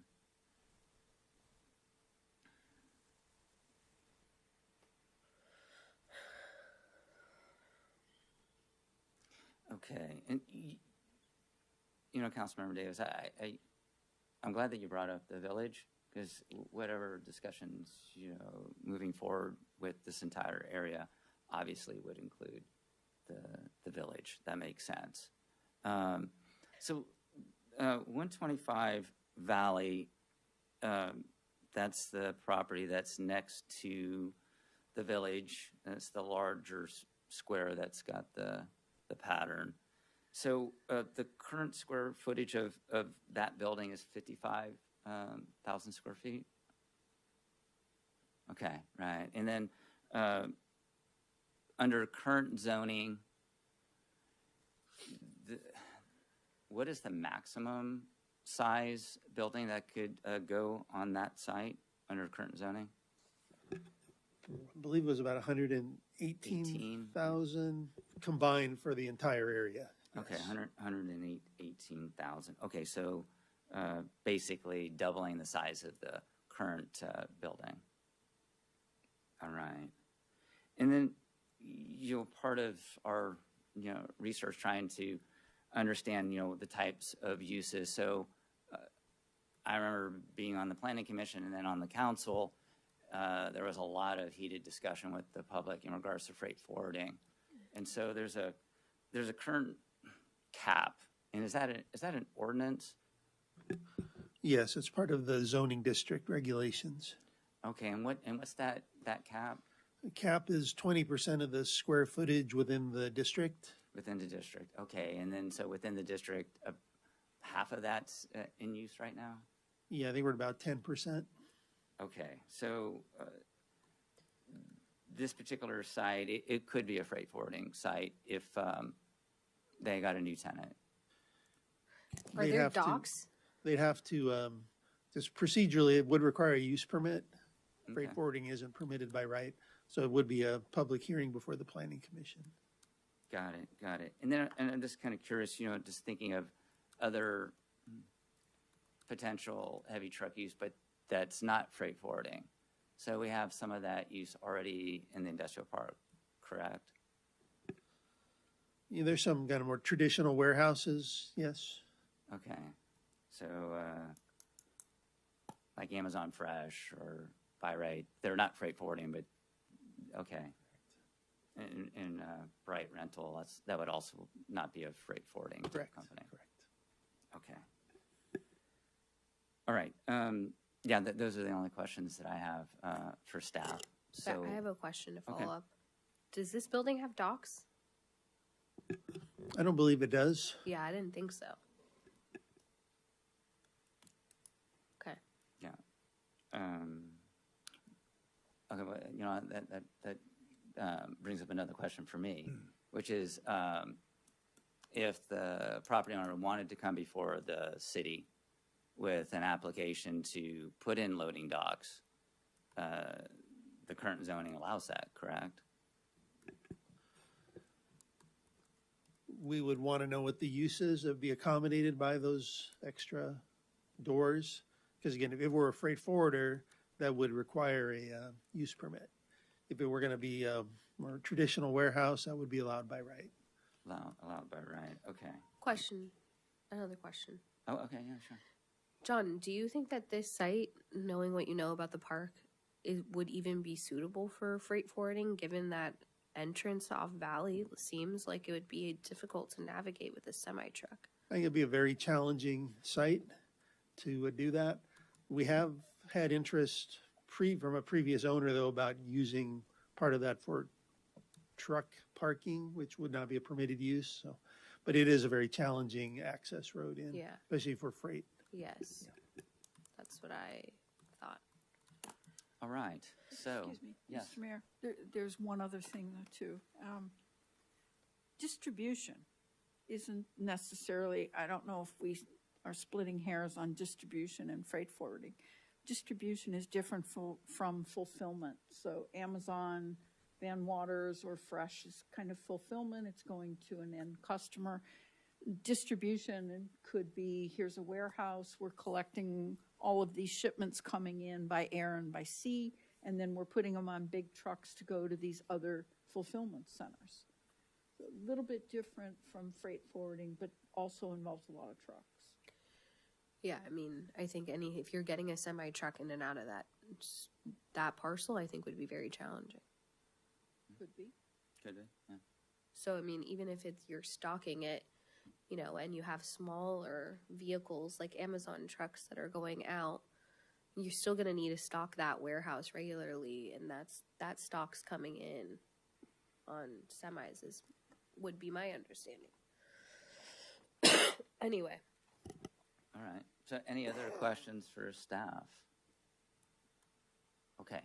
So I know that I have one slip from the public, and so if anyone else wants to talk about this matter, please fill out a form or raise your hand and we will call you. So The first slip I have here is from Michael Barnes.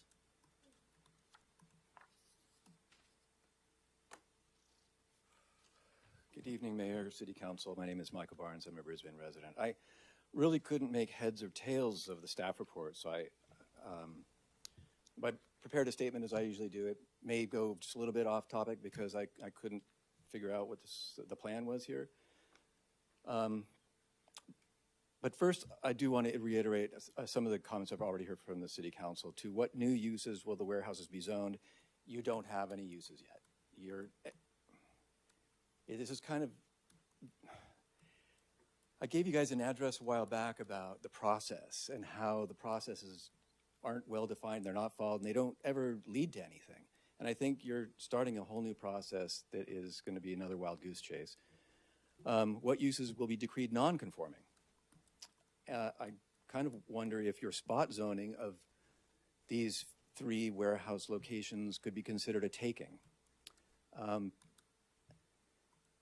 And I think John also mentioned that zoning must be consistent with the general plan. So you're going to have to make sure that whatever you choose to put in there, you're going to have to revise the general plan as well as the zoning ordinance.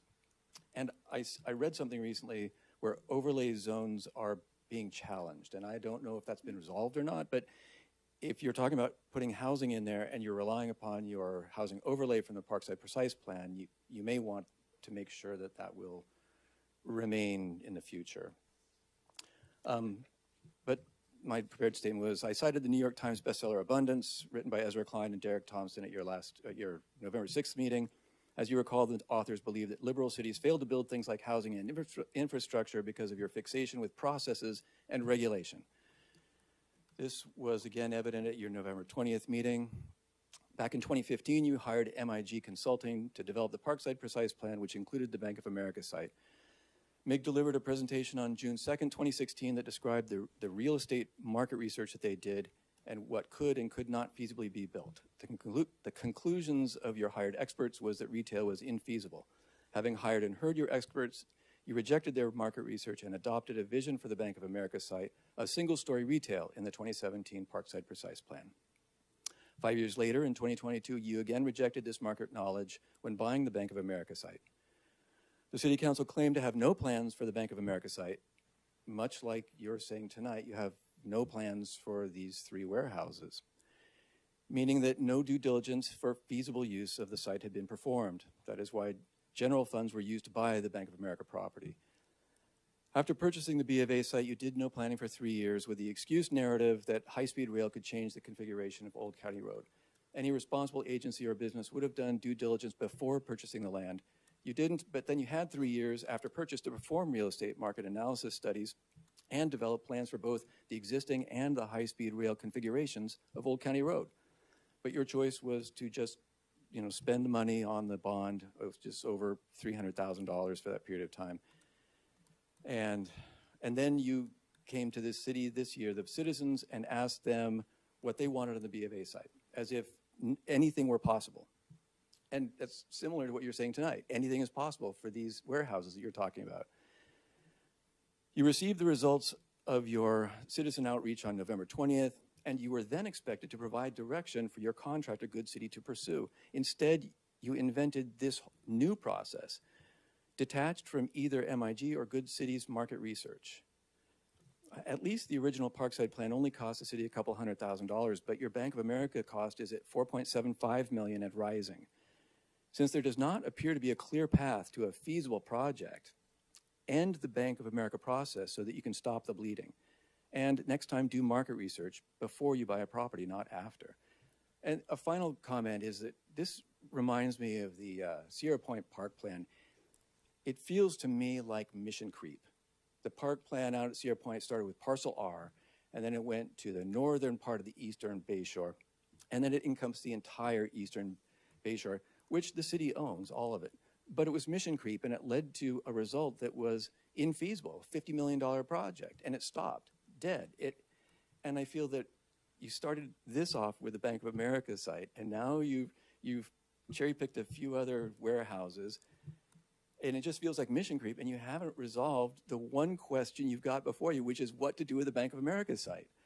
I just see this as just more and more process that I don't see there's a resolution to. Thank you, Malcolm. All right. Anybody else out there? Okay, I see some hands raised, and so Michelle Salmon, you have the floor. Hi, sorry I wasn't here earlier to hear the entire discussion, but That's all the right. thought about putting certain warehousing, can you hear me? Yes, I can. Okay. The thought about putting freight forwarding type of warehousing or heavy truck warehousing at 125 Valley Drive and right in that area would really be quite disastrous for most of us who live in central Brisbane because, as you well know, it's bowl shaped and any noise from that area, you can hear it up the mountain. And I mean, sometimes we can hear voices at the basketball court. We can hear people talking and having conversations. And you can certainly hear beepers from truck backups, and having any kind of freight forwarding right there at the sort of the fulcrum where all of the noise would really expand out across Brisbane would be really, really unpleasant. So whatever was there would have to have limited hours, or no one in Brisbane would get any sleep.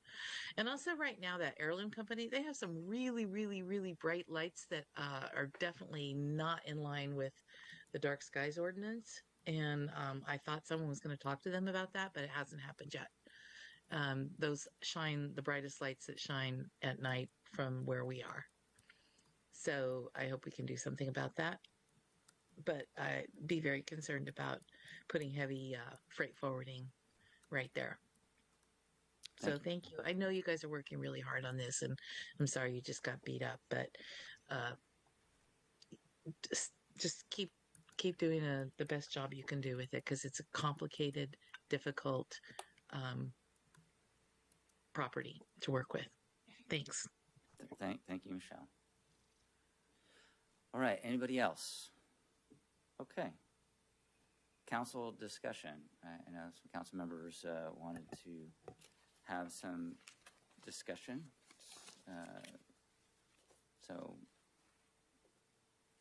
Madison, you want to start? You don't want me to go first. Okay. Well, Frank, you want to go? I don't have much to say. So I think if, I asked the question, how much time did you guys think that you were feasibly going to need for this? Council or Mayor Pro Tem Mack, and you mentioned that you were thinking that we would do some sort of outreach in March. I'm just over here thinking, based upon my experience on how I think I've seen things go. So that we're talking 6 months? Is that a realistic goal here? Is that in 6 months we'll have an idea, a direction, a recommendation, something? And so I think if that's the case, I think that that's an acceptable time frame. Going beyond that, though, I start to get concerned that we're really stretching this too far, I think. I agree. So that was just one of my concerns. And then I know that we're losing beloved John here pretty shortly, and I don't know what staff resources are really going to look like. We know that the Baylands project is knocking on our door right now, so that would just be another concern of mine, is whatever staff resources this would consume. So those were just the two concerns that I had, and that's it. Yeah. I'm glad that you brought that up. Both Colleen and myself, we're dedicated.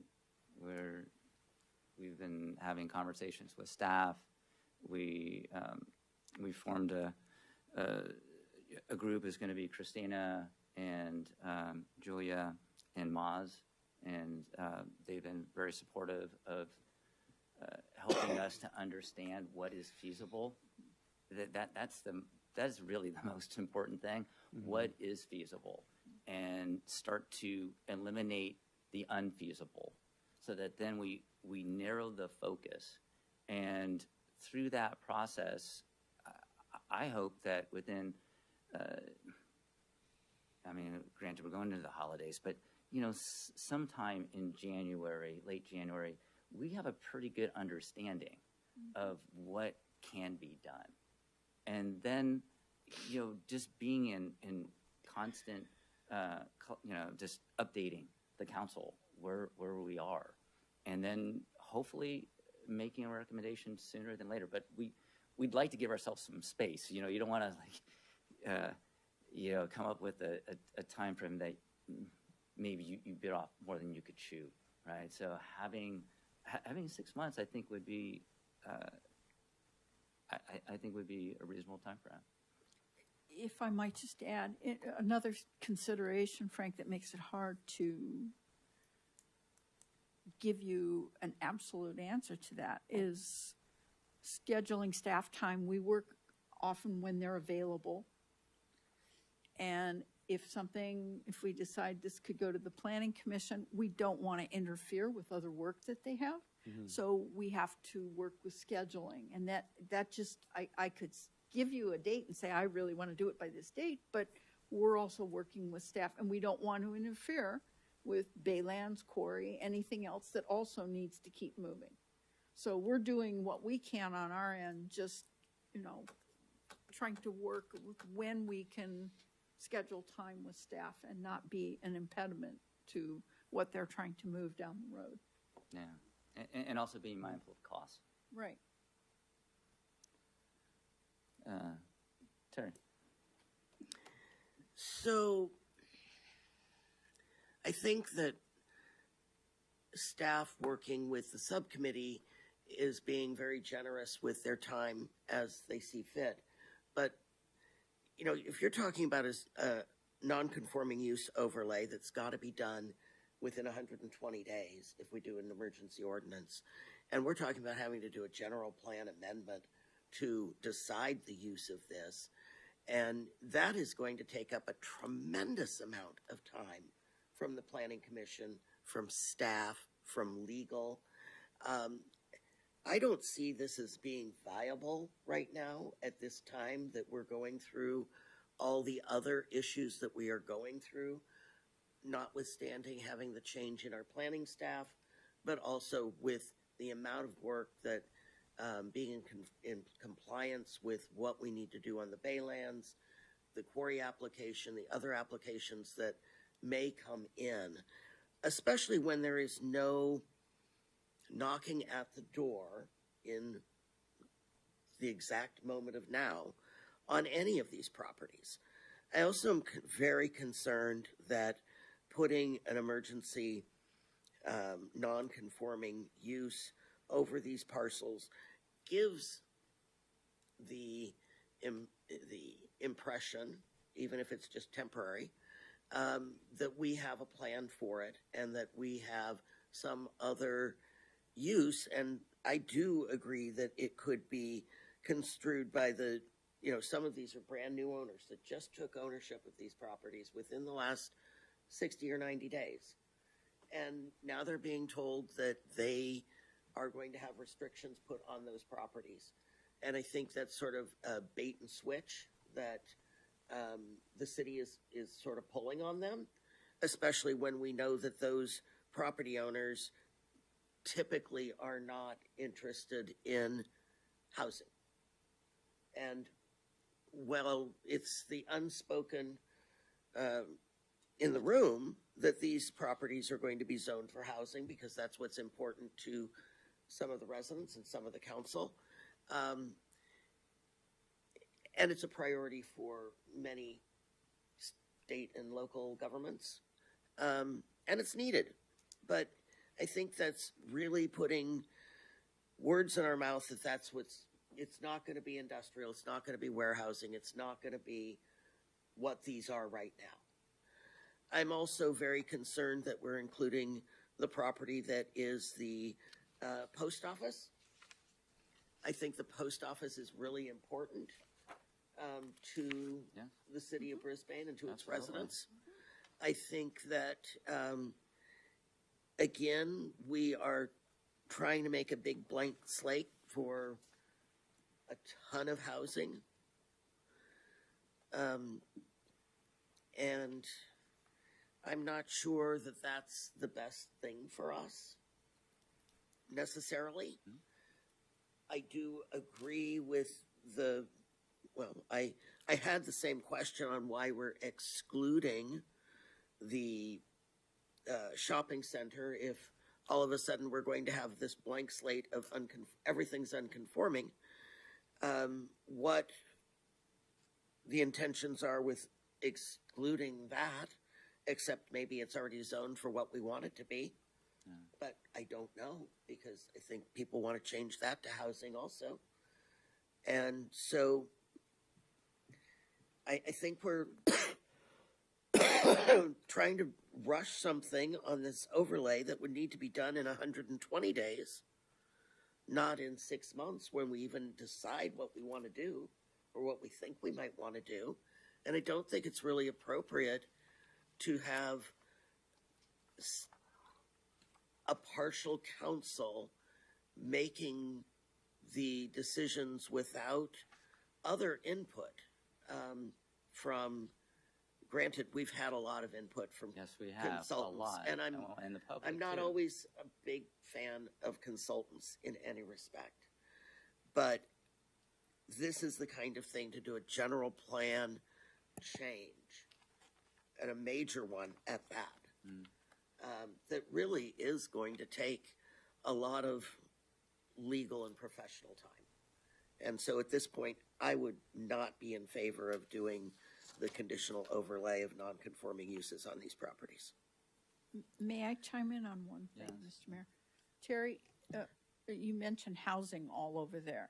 There's been no decisions about everything in here would be housing. There's been no decisions on any of this.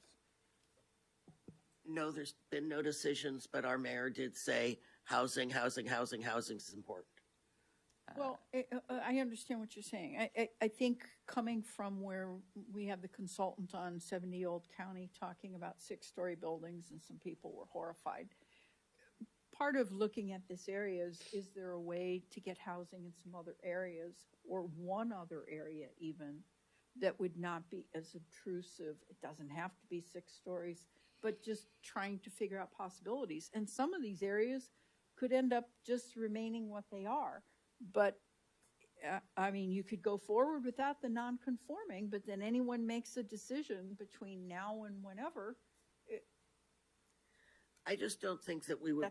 That's just different. I just don't think that we would have a comprehensive thing within the time frame that we could move forward to that still wouldn't be putting us in jeopardy of it reverting right back to where it was in 120 days.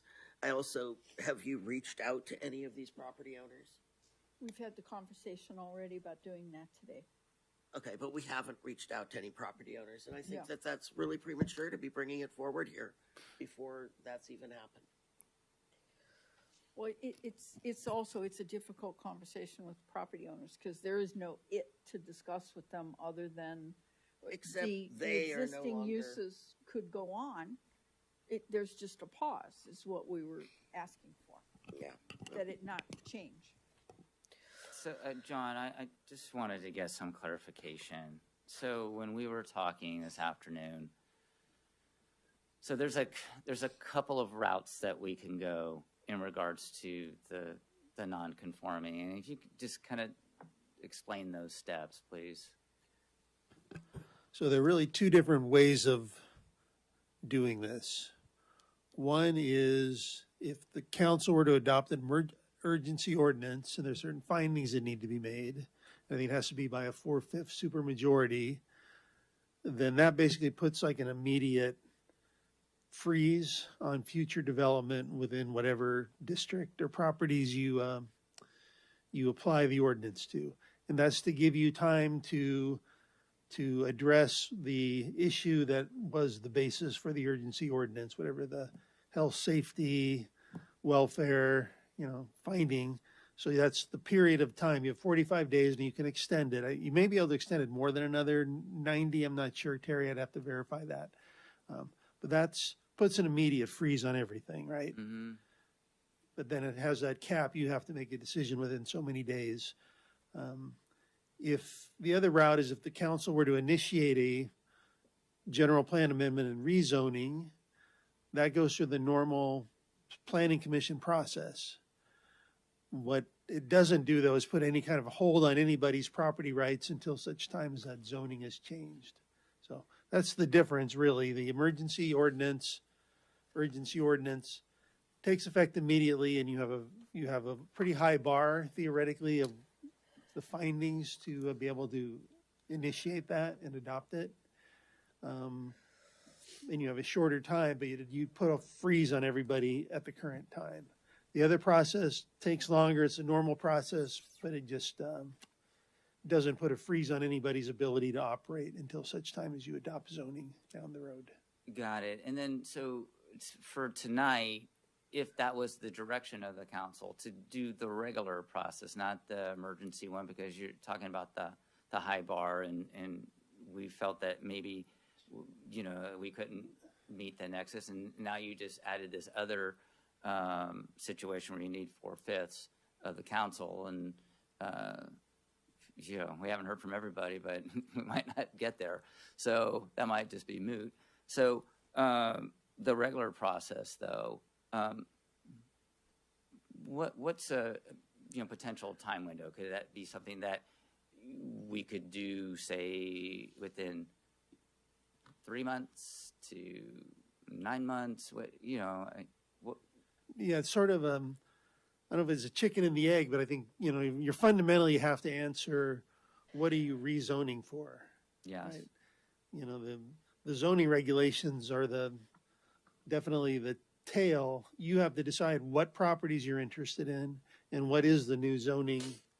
What are you trying to achieve with this property? And the zoning will follow along, right? So I think this process that you're talking about for master planning or what have you, I mean, to me, that's really very much related to the zoning. You wouldn't do them separately, because theoretically the point is you do this planning, you come up with some vision, and then you right size the zoning and the general plan to implement your vision, right? You don't zone it generically and then hope you come up with a vision Correct. later. So that's the, and you could actually start that kind of planning. You could go through a planning process, and then at the end of it, you could then do the formal initiation of zoning and the general plan amendment after you do this visioning and planning. I mean, you have a lot of flexibility in how you approach the front end. Okay, because we have done a lot of visioning already with the 70 Old County Road visioning process, with the Parkside, and with the other visioning one, I forgot, now I'm blanking out on it.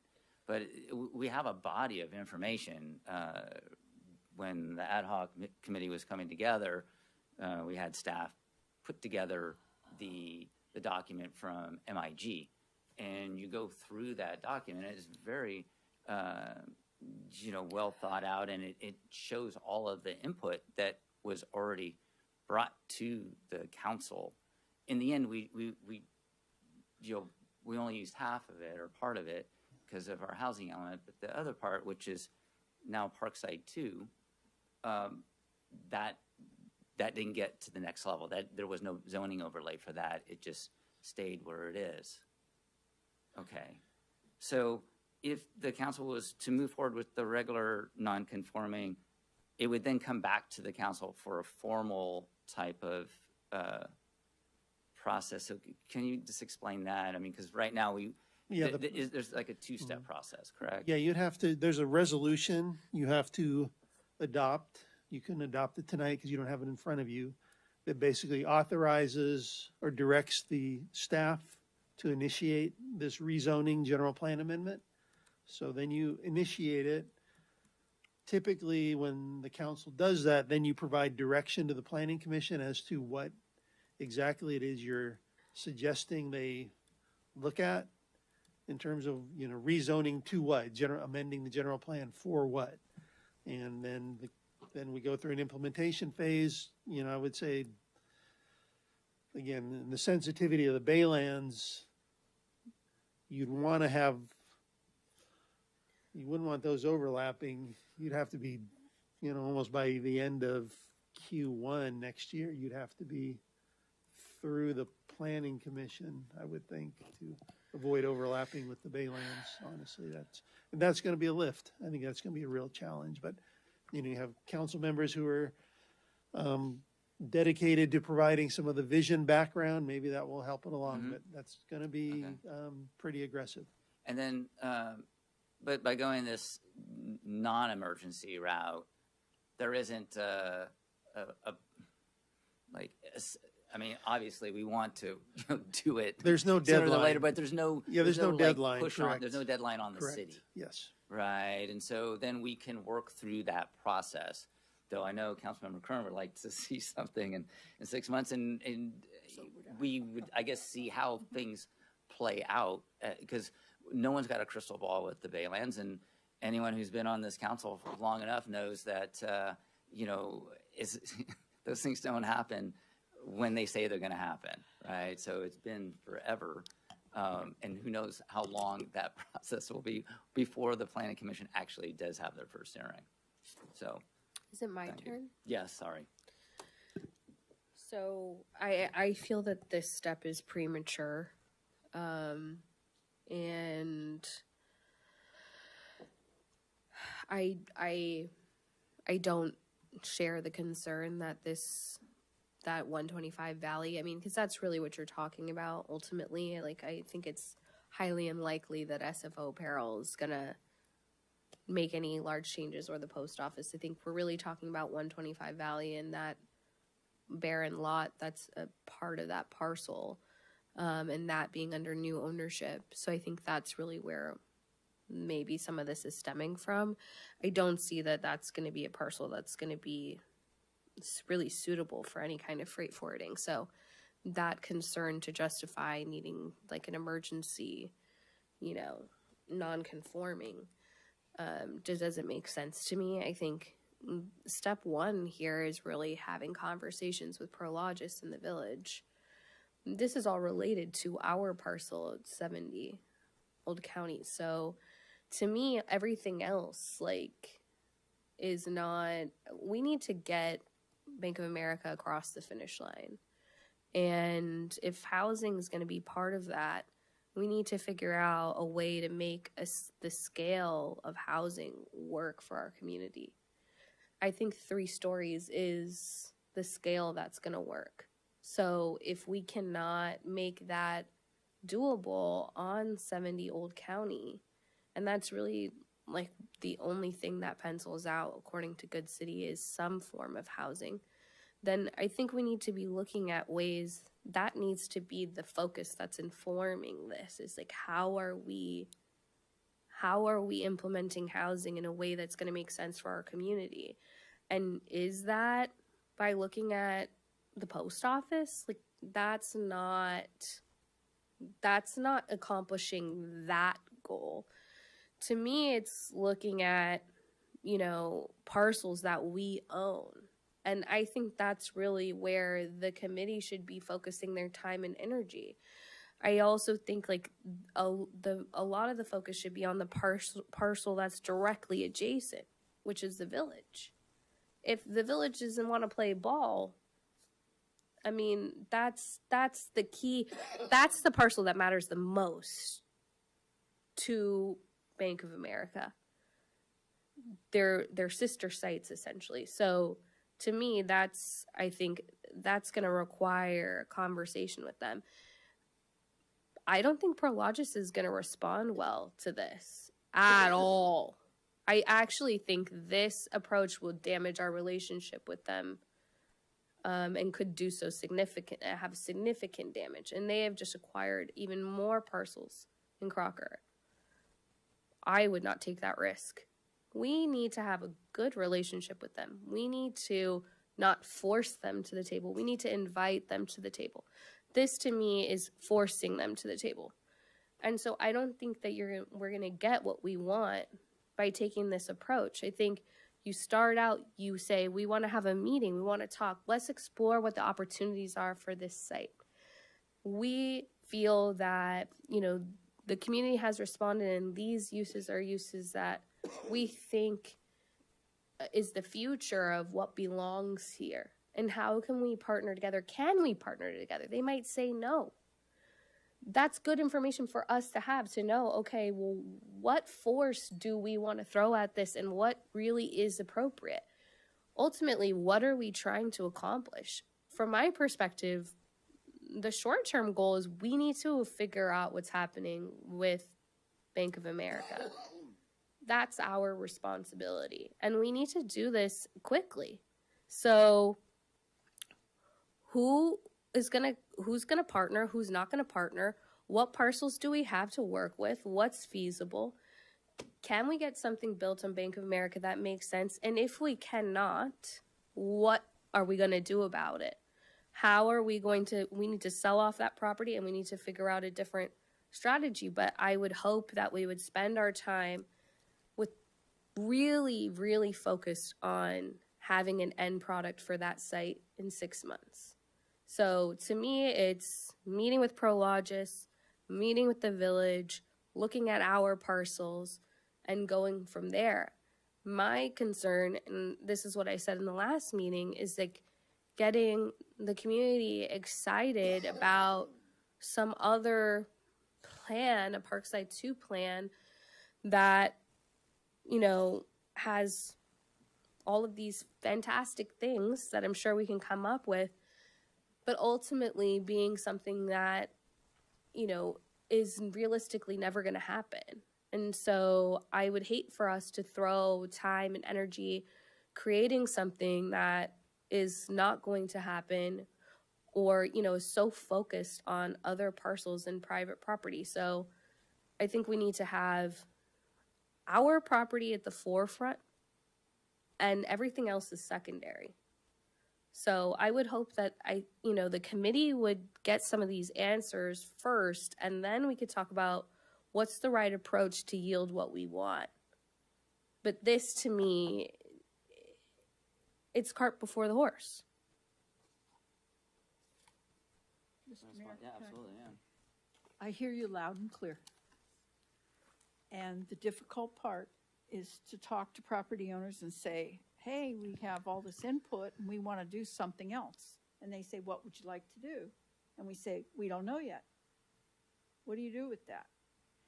So part of the reason we wanted to form the ad hoc was to come up with some ideas so we had something viable to take to them and say, here's some ideas. And So maybe that's what you should work We on. vetted part of this with the community. Are you willing to potentially work with us on this? And very clear, the non-conforming zoning, we could leave tonight and never pass it, and we're still going to go on. This was only brought to you as an added safeguard to either accept or deny, that just understanding if we don't do this, things could change out of our control, and then that just changes all the possibilities. It may narrow or completely change the focus. So we brought this as a consideration. We're not wedded to it. It's another tool. So if we say, we really want to look at this first, we could do this. You don't like it, that's okay. But then we're subject to whatever happens, a roll of the dice. Yeah. That's all it is. Yeah. It's nothing more than that. I say absolutely go and work on those ideas. I think that this, we're risking somebody who's going to come in and do something with their parcel, and that might happen. I think the greater risk from my perspective is damaging our relationship with Prologis, and that's not a risk that I'm willing to take. It's 6 months. I mean, I don't think that something's going to happen in that amount of time if you're diligently working on it. So to me, I wouldn't take this particular step. Yeah, no, oh, I'm sorry, Tara. If we were in a red hot market where money was free flowing, where banks were loaning on anything and everything, and we're in a build baby build economy, it might be that this approach might work if we had a master plan waiting in the wings to go through planning and zoning. If we don't have that master plan ready, and right now there's no plan, all ideas are on the table, I don't see there's an immediate health safety risk to this property remaining in the zoning it's in. Any of these remaining in the zoning. And I certainly would not vote that those properties are a health, safety, or immediate risk to the community. 125 was just remodeled to do some really important work there. I don't see that changing uses to something that's uber scary in the next 6 months or the next 3 years. I don't think there's any money going to be flowing for almost anything in the state of California for the next 3 years. I could be wrong, certainly, but I think that, when John talked about, the two options to change the zoning, one's the immediate safety risk. The other is a general plan rezoning to vision a master plan. And that's fine if we knew what that is, but we don't even know what that is. So. Yeah,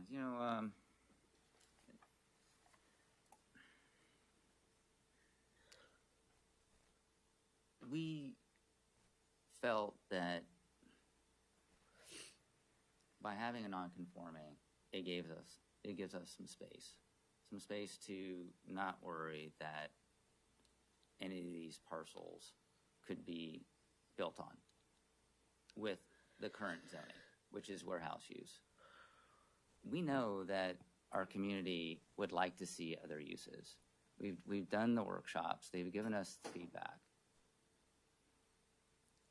Having the recent meeting with Good City, I think it was very telling that that site's too small for the things that people have asked for. And so to be able to look at a broader swath of property, and we know that it would be difficult because we don't own it, but we do have some tools to perhaps, at least not expand or continue to build on those uses that really our community does not want and really are not appropriate. Is there a health or safety issue? I don't know. Maybe not, depending upon who's the tenant. But, who would ever want to have warehousing in their downtown? Who would ever plan for that? We didn't have a choice. There was no collaboration at the time when the industrial park went in. During the last housing element, not the previous one, but the one before, when we did have Parkside, and we did the zoning overlay on Prologis' properties. And we've had how many years since that? And there's been no wanting to work something out. I mean, we have a track record of nothing occurring. Exactly. So here it's like, okay, you know what? Let's put the stake in the ground. What's the harm in it? I just don't see any harm to the city. I only see upside to the city because it protects further expansion of a use that people really are not wanting. And if it doesn't work out, okay, then it ends and we just go back to what it was. It is temporary. I don't know that that's fair, Cliff, to say that it's things that people don't want. I don't know that I agree with that. I think that the post office is something people very much want. I think that there was actually that parcel generated the most concern, I think, from people were worried that they were going to lose a post office and all of a sudden Parkside was going to be a done deal and there goes our post office and we had to say it's a zoning overlay, it's a zoning overlay, it's a zoning overlay. Prologis has not said that they want to do this because people were very attached to the post office and for good reason. It's such an asset. Too. So I want to be clear. I'm not saying get rid of the post office. I'm Such talking an about asset. yeah. So then you have typical warehouse uses. Then you have SFO apparel. Okay, fine. But then next to SFO apparel is us. So what are you gonna have? We're not putting housing on 25 Park. So who's putting housing on on SFO apparel site. Before it was supposed to include this, but now that's, you know, a tiny little parcel there, right? Is that math gonna math? I don't think so. And then 125 Valley was not even part of really people reacting specifically to that site in Parkside. And it's not something that is predominantly obscured. So I don't say that having a warehouse there is detracting from anything. It's not something, I mean, maybe once you're up and you, like Michelle said, and she sees it from her house and she doesn't like the lights, and, you know, that could be a comment that works. But just in driving into town, you would never even know that was there. I think what people have been saying from the feedback from Bank of America outreach is that they want maybe they want to see how affordable housing and mixed use. And they're tired of seeing, quite frankly, a dilapidated shopping center that's full of vacant stores, and they want to have great businesses to go to. And that's what I think people are reacting to. So to have the focus be all these other parcels that aren't the two parcels that people have really been responding to me is not, that doesn't summarize really where the comments, what the comments actually have been. Yeah. You know, I'm really glad that you're bringing this up, because there's two things going on here.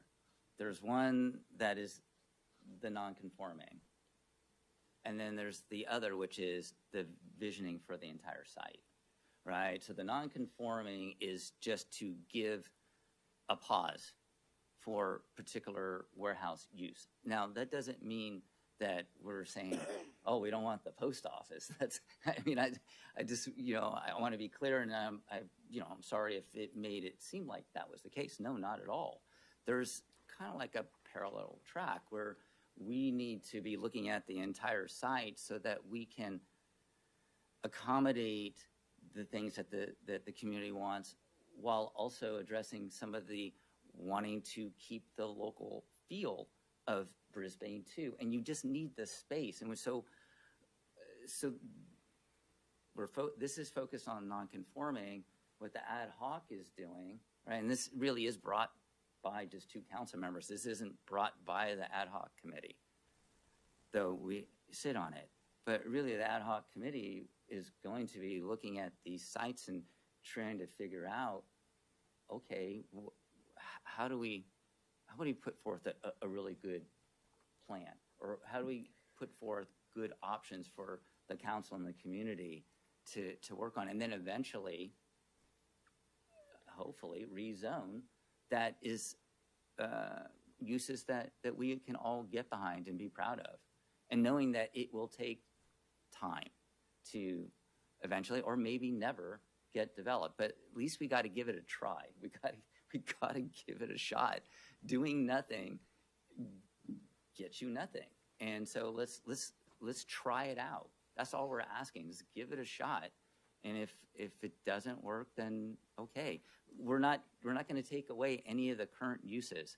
If all these tenants, you know, continue to do what they're doing, and these property owners are fine with letting those uses occur, or if a new tenant comes in and is, you know, appropriate for the site, they'll continue to do it. Nothing changes, but at least it gives us some time in regards to build out.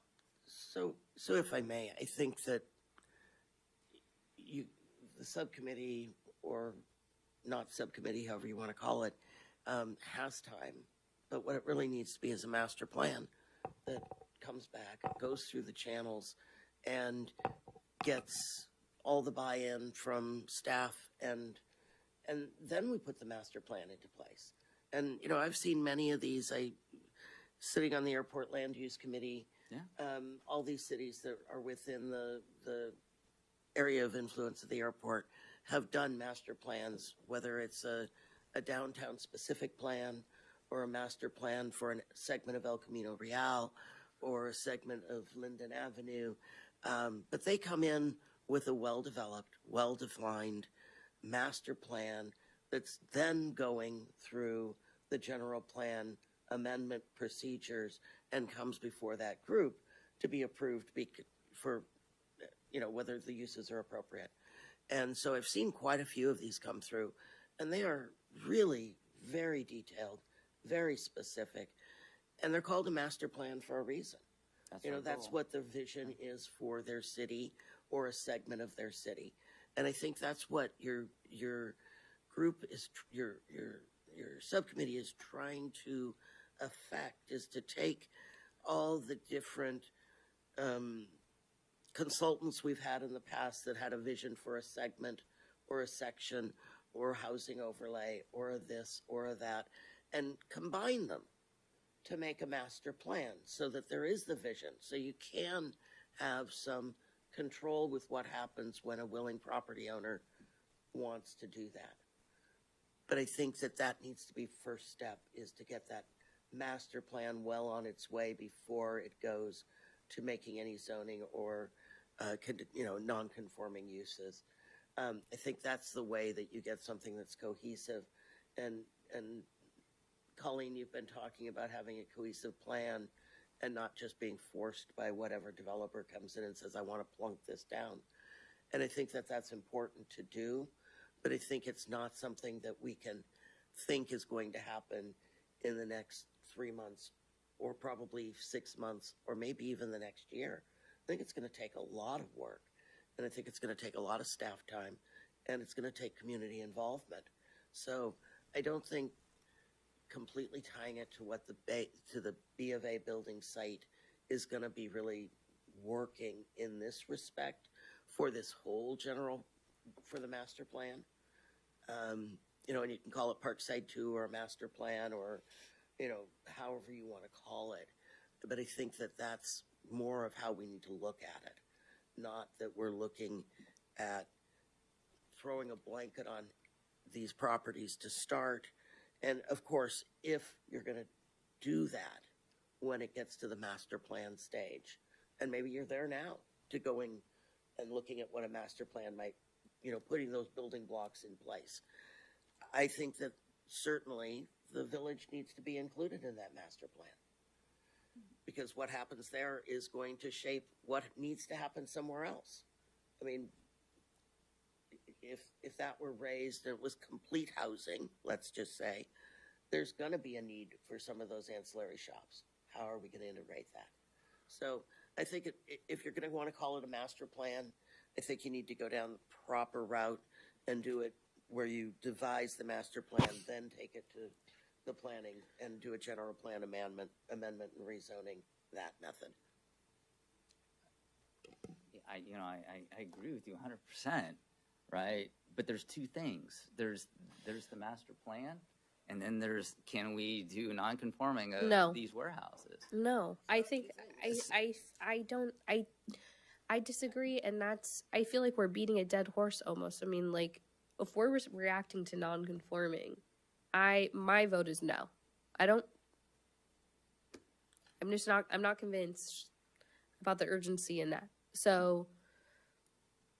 Okay, well, I know we have two votes here, and Frank, you've been taking it all in. I'm taking it all in is what I'm doing over here. So I just want to say, I'm glad we formed the subcommittee, for starters. And number two, I think that you, Cliff, and you, Colleen, are definitely the right people to be on this committee. So I'm happy to see you two working on this. What if we kind of tried to meet in the middle on this? And we said, let's time box this exercise. So you guys run at this as hard as you can run at this, and I know that you're passionate about it, and you bring back this exact same concept to our March 5th council meeting. That gives you 12 weeks to do the research, do some homework. You're not going to be done, but it actually gives us a little bit of more of a framework to sort of take a hard look at this non-conforming. I don't think we're at a tremendous amount of risk in the next 12 weeks. Maybe I'm wrong. I don't have a crystal ball either. No one does. Yeah, no one does. But it allows us to have something to go forward on, make a choice. So 12 weeks.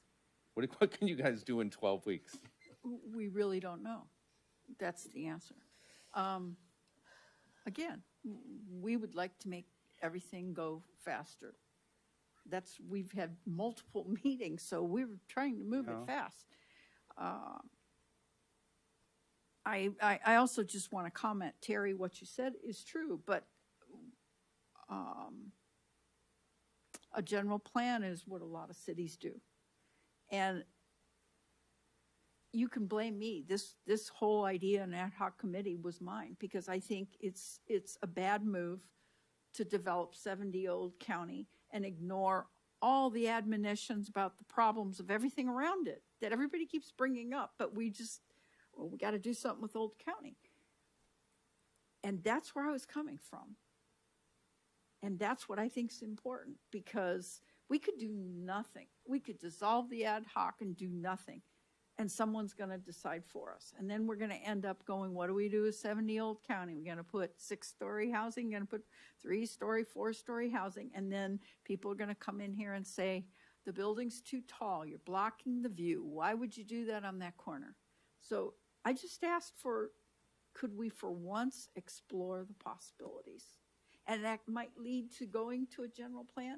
And in answer to Councilmember Kern about could you come in on March 5th, part of what we wanted to do is start formulating ideas and not come to you and go, here's an idea, because it might be more than one vague concept, but that we would come and give you progress reports. We're not at the point to do that yet, but that's been our goal, where we wouldn't go, oh yeah, we're working behind the scenes and you don't know what we're doing. We would come to you and show you some of the things we're working on. But we haven't even gotten to that point yet, because everything underlying is infrastructure, circulation, where the parcels are, what the possibilities are, and to Councilmember Davis, conversations with the other property owners. But we can't verbalize that unless we can verbalize an idea. I think So you there's totally a lot can of pieces verbalize have it. to come together. I think you can easily verbalize it, especially with the village. I mean, you've gotten all this feedback. You've gotten all these ideas from the community. You keep saying that. It's there. Like, have a meeting with the village. Tell them, are you interested in doing something on your property that would include housing, and that would be mixed use, that would maybe retain businesses but add housing, so that way we could bring the density down.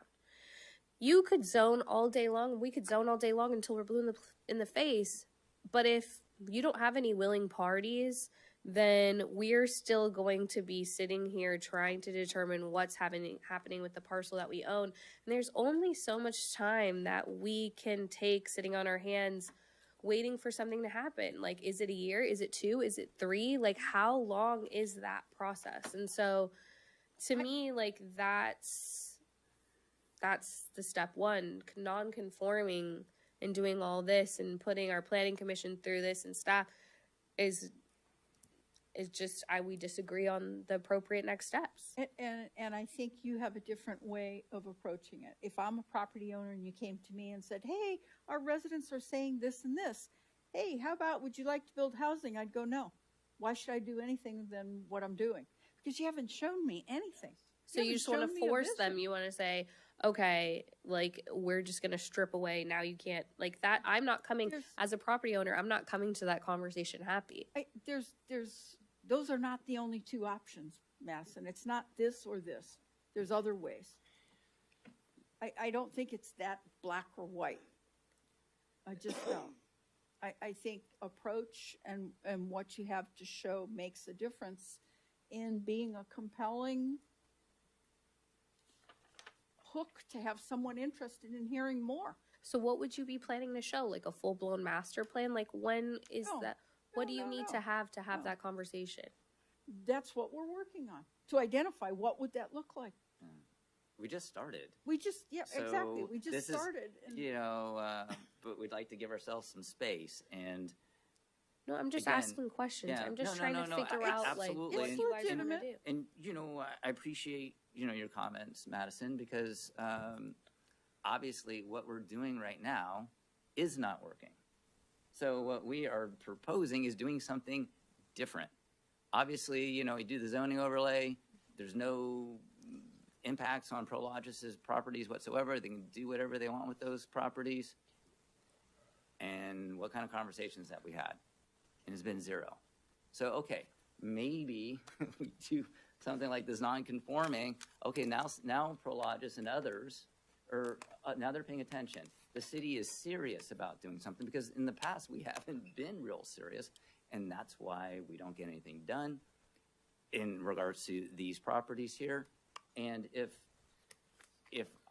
I was a property owner and you wanted to negotiate with me, I would say, okay, show me what you got. Show me what your planning is. And we don't have that. And so we're dedicated to working with staff to make that happen, of course, in concert with all of you. Have you ran this approach by Mitch? Have you gotten his feedback? What does he think how does he feel? Does he think that this is the right next step? There's no simple answer to that because there's many facets. We've talked about potential. He's given us multiple pushbacks on things that we need to consider. I mean, I couldn't tell you in 3-4 minutes. There's been a lot of meetings and a lot of talking and walking the site and thinking about all the possibilities. And I also would say that I think this is important. If we didn't have some skepticism, I would be shocked and I would be very disappointed in all of you as colleagues. I would be very disappointed because if you came to me and Terry and said, we want to do this, blah, blah, blah, blah, blah, and, give us a little free rein to explore, I'd go, yeah, right. And I'd say, so what are you going to do with it? And you'd say, well, we're exploring. And I'd say, no, I want my post office and I want this and this. And you'd be struggling to tell me because you haven't formulated any plan yet. You're exploring it. So I appreciate the pushback. I honestly do. And if you didn't do that, if it was me, I'd be pushing back on you too and saying, what are you doing? Are you taking us down this road for what? And you're taking staff time, and is it going to cost us money, and what's the results? And we had a member of the public here saying, oh, we do this with a consultant and that, and nothing comes of it. And that's part of my frustration, why I asked for this. Because we get consultants on things and we don't do anything. And I desperately want to see us do something great. Yes. Do something great that really shows we listened to our residents. And maybe we have the capacity to make it happen. Brisbane, the little city that could and made it happen. But we can't do that with just saying our residents said this, want to work with us. We have to have something to show them, get their interest, and see if they want to partner with us, not dictate to them, this is what you're going to do, but something to gather their interest. That's the goal. That's the goal. So John, just real quick. So if there was appetite with the majority of the council to move forward with a non-conforming process, that doesn't mean that it goes into effect. It just means that we start this process, we come back with a resolution, council would then make a decision on that resolution, what the language would be, and then it would go before the planning commission? So you're talking about not the urgency thing is off the table. We're talking about this. Yes, absolutely. Yeah, the other one is basically all you're doing is instead of starting a master plan, which you could do informally among the 3 of you or 5 of you, you would be formally initiating a rezoning and general plan amendment. That's all you're doing is initiating that. And nothing happens on the non-conforming end until you actually adopt zoning and a general plan that would make in the future or whatever you've zoned it, then the non-conforming takes effect. Okay, That's which is when it takes sometime in the effect. future after going through the planning commission And public Okay, hearings so- and everything else. That's the end of the road. You're at the beginning of the road, and you really don't have there's no non-conformity established until such time as you get to the end of the road and adopt different zoning. Okay, so would that be acceptable for the council to start that process? Can I ask, what is the end of the road?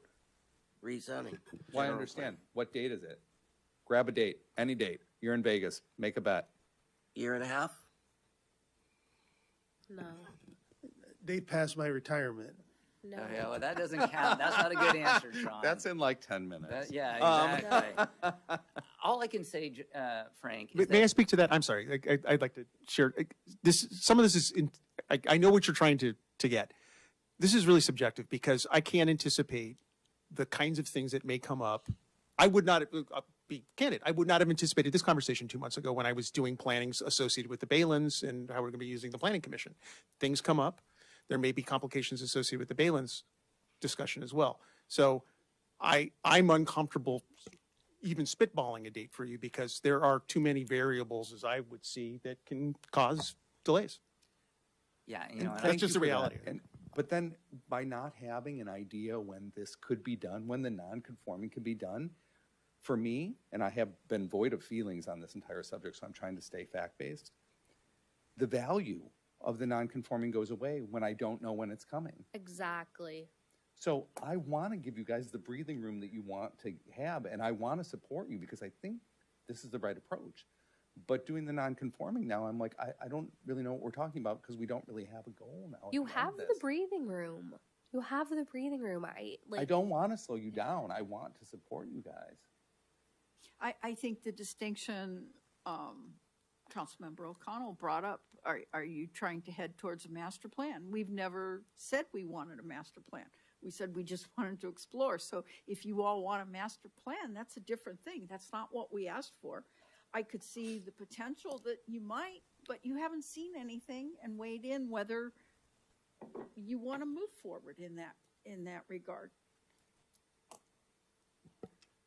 Can we take a 5-minute break? absolutely. There you go. Thank you. That's a great idea.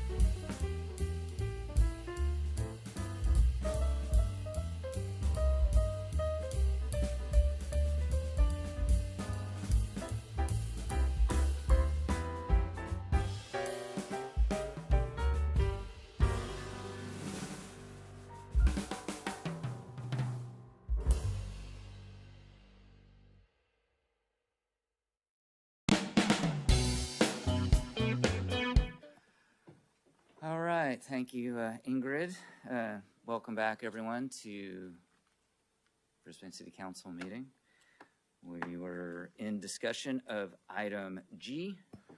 Mr. Mayor, John wanted to share some thoughts on the Okay. use of consultants. Yeah, just through the chair and sort of reflecting on, I think the idea that the two council members, the subcommittee are very, I think your willingness and the kind of commitment you're going to put into this is really commendable. But, in stepping away from this, I think is very realistic that you will be needing additional consultant services if you do want to proceed with a true master plan. Sure. Some of the work that was done, I think we did some good work with this light touch with 70 Old County, and some of the old Parkside work was good, but a lot of that I think is going to need to be refreshed if you really want to have, I think, a successful planning effort. So I just want to kind of put that out there, and I don't want to think for anybody to think this is going to be a no cost, aside from city staff time. Yeah, no, we're aware of that. We do have some initial steps, though, that we can work with staff to figure out what is feasible, what's not feasible. And then from there, right, we'd come back to the council, because any funding that would go towards consulting has to be decided upon by the council. But tonight, what we have before us is this non-conforming issue for these properties across the street from the park. And so I'm hearing from two council members that they're not interested in doing that, and I get that. And Frank, sounds like you could go either way. So not to put you in the hot seat, but You just did. Oh, we're muted, by the way, Yeah. I'm sorry. so the public cannot hear us. The meeting's muted. Yeah, the meeting was muted, so the public could not hear us. So they didn't hear any of that or what John Okay, said. so start we can, over. we can start all over. Are we good now? Okay, so welcome back to the Brisbane City Council meeting. So before we continue with our council discussion, John, you had a comment that you wanted to make. Yeah, I just wanted to mention that I believe that for this planning effort to move forward in a successful manner, there will be the need for additional consultant services, building on work that was done previously that will need to be refreshed, certainly. And so I just want to put that out there for the council as part of your sort of decision-making process. Okay, thank you. I don't think I need to make a comment again. It's pretty straightforward. I think people understand that. So just to kind of move us forward. So we've been talking about the item in great detail, and people have formed positions. But Councilmember Kern, I know that you had mentioned perhaps delaying doing the non-conforming for 3 months, or potentially starting the process, but understanding that we can't give you that direct time that when we would have something like concrete. It's kind of a living thing, but we're dedicated to doing our best, but just really trying to utilize all the tools in the toolbox that we possibly can. And no one knows what will come through the door at the planning department. Even if we move forward with the process for non-conforming, any of these property owners could still come to the planning department and make major remodels and additions. The only time where they couldn't do that is later on down the process. But at least we start the process now so that we don't further delay. So, so what would you like to do? To be honest, and I'm going to be brutally honest, It's a very odd position to be in when there's no concept of dates or deliverables. We're literally talking about a concept of nothing. I can't vote for something that doesn't have some sort of metric or measurement around it. Very difficult for me to do. So Should we call the vote? So I think that on this item, if I might butt in, and I think you have a very good point being made. This item was to provide direction, not for necessarily a vote. Okay. But, you know, the idea was brought forward to do a non-conforming overlay, either emergency or not emergency. And I don't think we should do an emergency. I don't see 100% there is agree with an that. emergency Anyone here. here is saying that. The other option is to provide direction on a non-conforming overlay. And for that, we have to be ready to go to the Planning Commission to say what we want to rezone it for. And we're not ready to go there yet.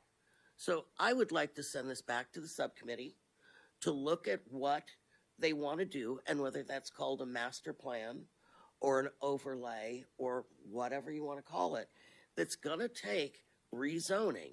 They're going to have to work with staff on when they can fit it in, when Planning Commission's going to fit it in, and it needs to be really well-sounded, vetted, and ready to talk to partners that may or may not be willing. The Village, Prologis, all the people that are the property owners, and come back with something. I don't think we can set a timeline to the subcommittee for that. But I think that it's good work and you should keep going with it. But it's not something we're going to say it's going to be done in 2 months, 6 months, a year. Because we don't know. But we're just giving direction that the subcommittee can keep looking at it and trying to think of something that's going to work. Can we break this down into chunks? Well, then it's not a master plan. Well, and I understand it's not a master plan, but can we break this down into chunks and say, subcommittee, in 12 weeks, what can you have done? What do you think that you could have done? In an ideal world, what do you think? If you were to sit 12 weeks from now, what do you think you'd have to share with the council? Based on the meetings we've had, first start on anything is looking at infrastructure and circulation, which we just had that meeting today. Yeah. And we need to have Moz come back to us and give us a report on what he looks into and what he thinks are the parameters that we need to know. That will give us more of a concept of what are we looking at. Right now, until we have that information, we're not sure. So some of this really does rely on getting those questions answered. We do have a chicken or an egg. It's a tough one. And Councilmember O'Connell, thank you so much. This is the conversation we wanted to have with all of you. It is difficult. I understand. Pushback's fine. I think your idea is well taken. And you know, we'd love to see it work. We'd love to see you all go, oh, okay, now you're showing me something and this makes sense. But also if you said, what you're showing me, I don't like, what else you got? That's viable too. So this kind of dialogue is exactly what I'd hoped for, even if it's pushback, because we need to hear it all and we need to talk about it as a council. This isn't really a project that's just Cliff and I, because ultimately it's all of us. It either take it or leave it, and we're not trying to make it. This is what we want. It's we would like to see what we all want and could live with. Period. So I like where you came from, Terry, and so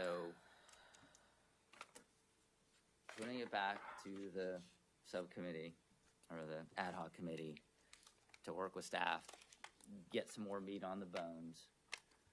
I hear where you're coming from, Frank, and I take it as a challenge, right? I can't, you know, give you you know, an exact date, you know, and how many weeks or whatever. But what I can say, and just working with Colleen on this, we are super dedicated. We got a lot of energy behind this, And but we know we're going to be mindful of staff. But we've in our conversations with staff, they're excited too. And so that's why they get into this line of work. They want to do things too. Sean looks thrilled. Yes. Like truly He's like, invigorated "Yay!" about this. Well, I'm actually talking about Christina, because Oh, Christina okay. is going to be our point person, and so it's been a lot of fun just these last couple of engagements working with her, and she's got a lot of talent, and she's new to the scene, and so she's stoked working with us too. So Well, I'd like for you to look at the teen center. It wasn't included in this map. Obviously, it's not on this map. It's cut off. I think we can't talk about this area without talking about another key piece of property that we own. And I think that we need to be talking about all the other properties in this area that we own too, and how they're being utilized. And can we be creative with the properties within our control? And not just looking at properties that we wish were something else that we don't own, but can we think more creatively about the properties that we can directly influence? If I can respond to that. In looking at this, we didn't want to you'd go, oh my God, they're expanding more. There's a lot of other properties. We own property on the other side of Bayshore. It's on here. With the fire department. That's what I'm talking about. And all of that, and the teen center. So we were reluctant to go, we should also be looking at these other things because they're going to say, oh, you're expanding. But I would agree with you. I said that in last meeting. And through the chair, two points to make. Internally, as the council knows, we're having conversations related to what could be possible at the community center. Moz has potentially a different plan that would be a vastly different price point to get the facility back into condition. And secondly, kudos to the facilities committee of the Mayor Pro Tem and Councilmember Davis, who were meeting last year. We put those things on hold as we were transitioning to the new Public Works Director, but I've been working with him, like the community center, but other properties as well. And we'll be bringing back the subcommittee soon enough to engage in the other properties that are important to the council. yeah, so all right. So Do you have enough direction to move forward with your ad hoc at this point? I feel that we do. In fact, sure, we would have liked to seen the non-conforming process move forward, but not at this time. Okay, it seems like you need something more substantive from us.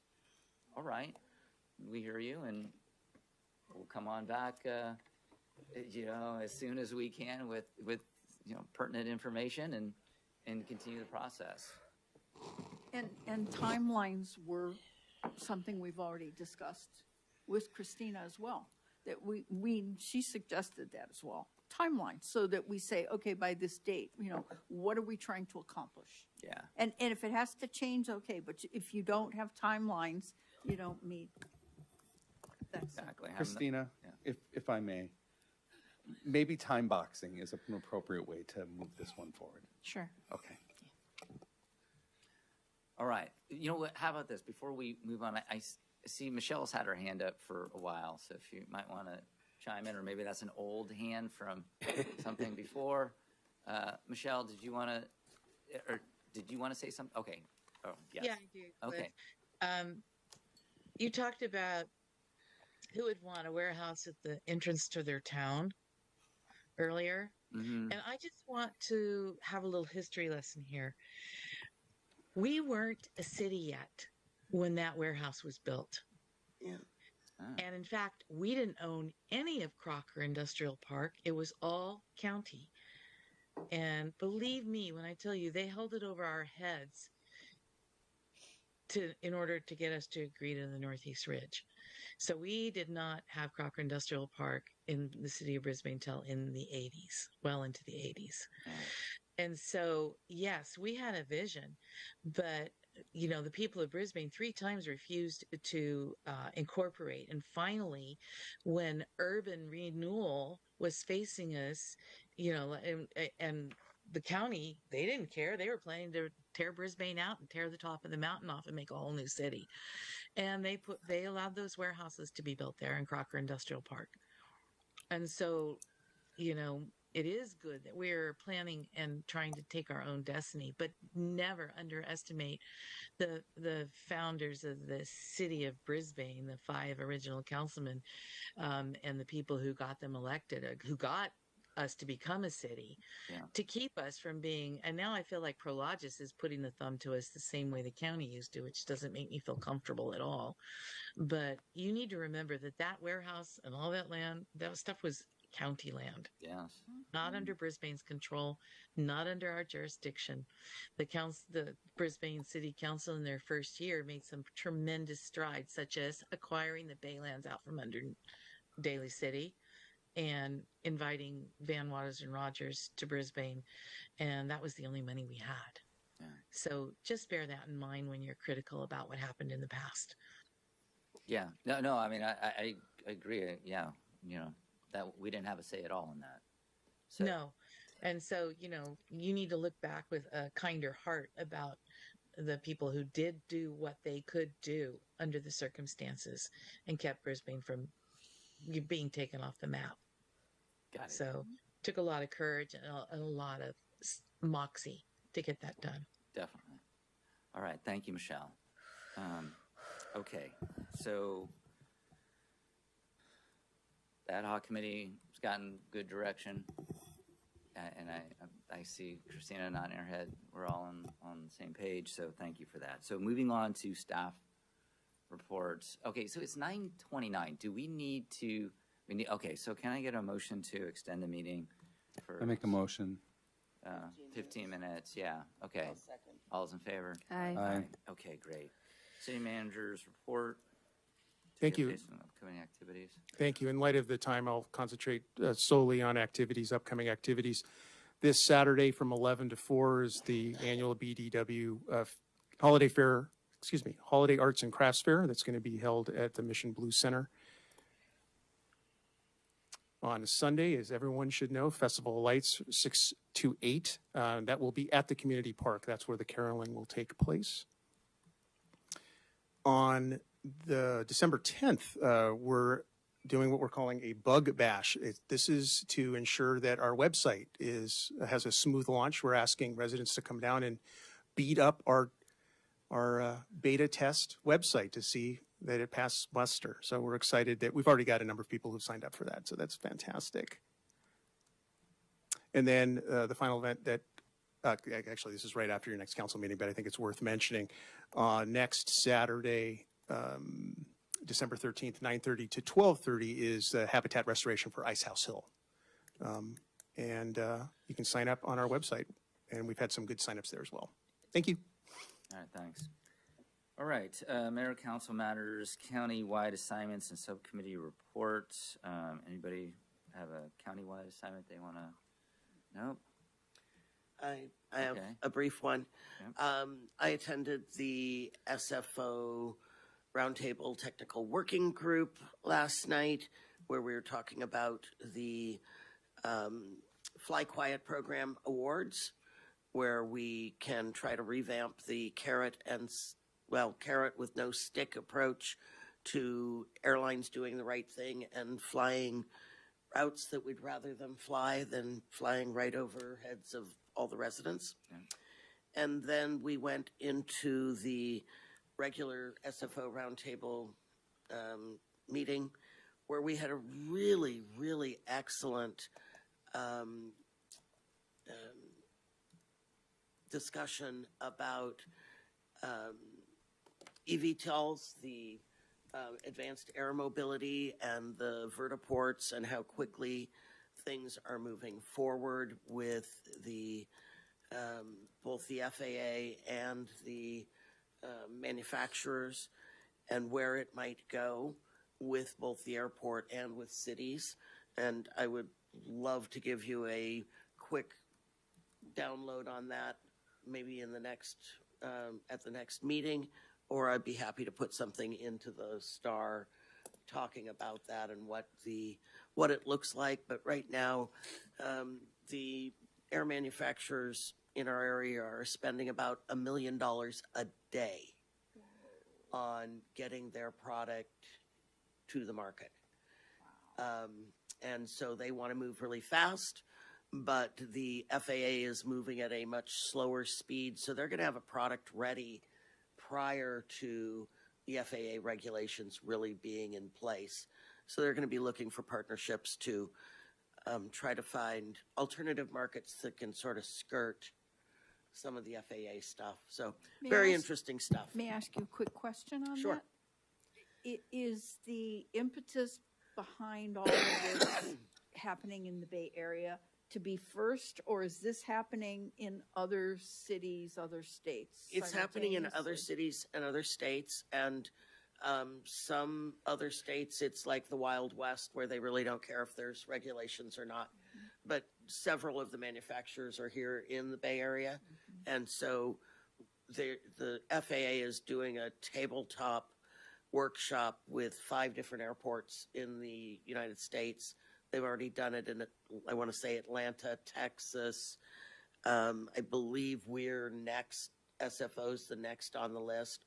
But SFO says that to have any traffic coming in and out of their facility, they're going to need probably 3 to 5 years just to get enough energy to be able to service mild use with the eVTOLs. And has there been talk about having enough air traffic controllers to manage all of this? They think that that's down the road. Other countries, China, etc., are already selling off airspace levels for basically drones. But that if there's enough vehicles, and I think to be where the manufacturers want to be is 80 vehicles per hour in and out of whatever vertiport they've got. And to have that is probably at least 5 years down the road. Wow. 80 per hour. That's a lot. Anyway, I'll be happy to give a more thorough report on that. Thank you for that. Thanks. Anybody else with the county? Would this be appropriate time to bring up an item for a future meeting? Let's see, where are we on the list here?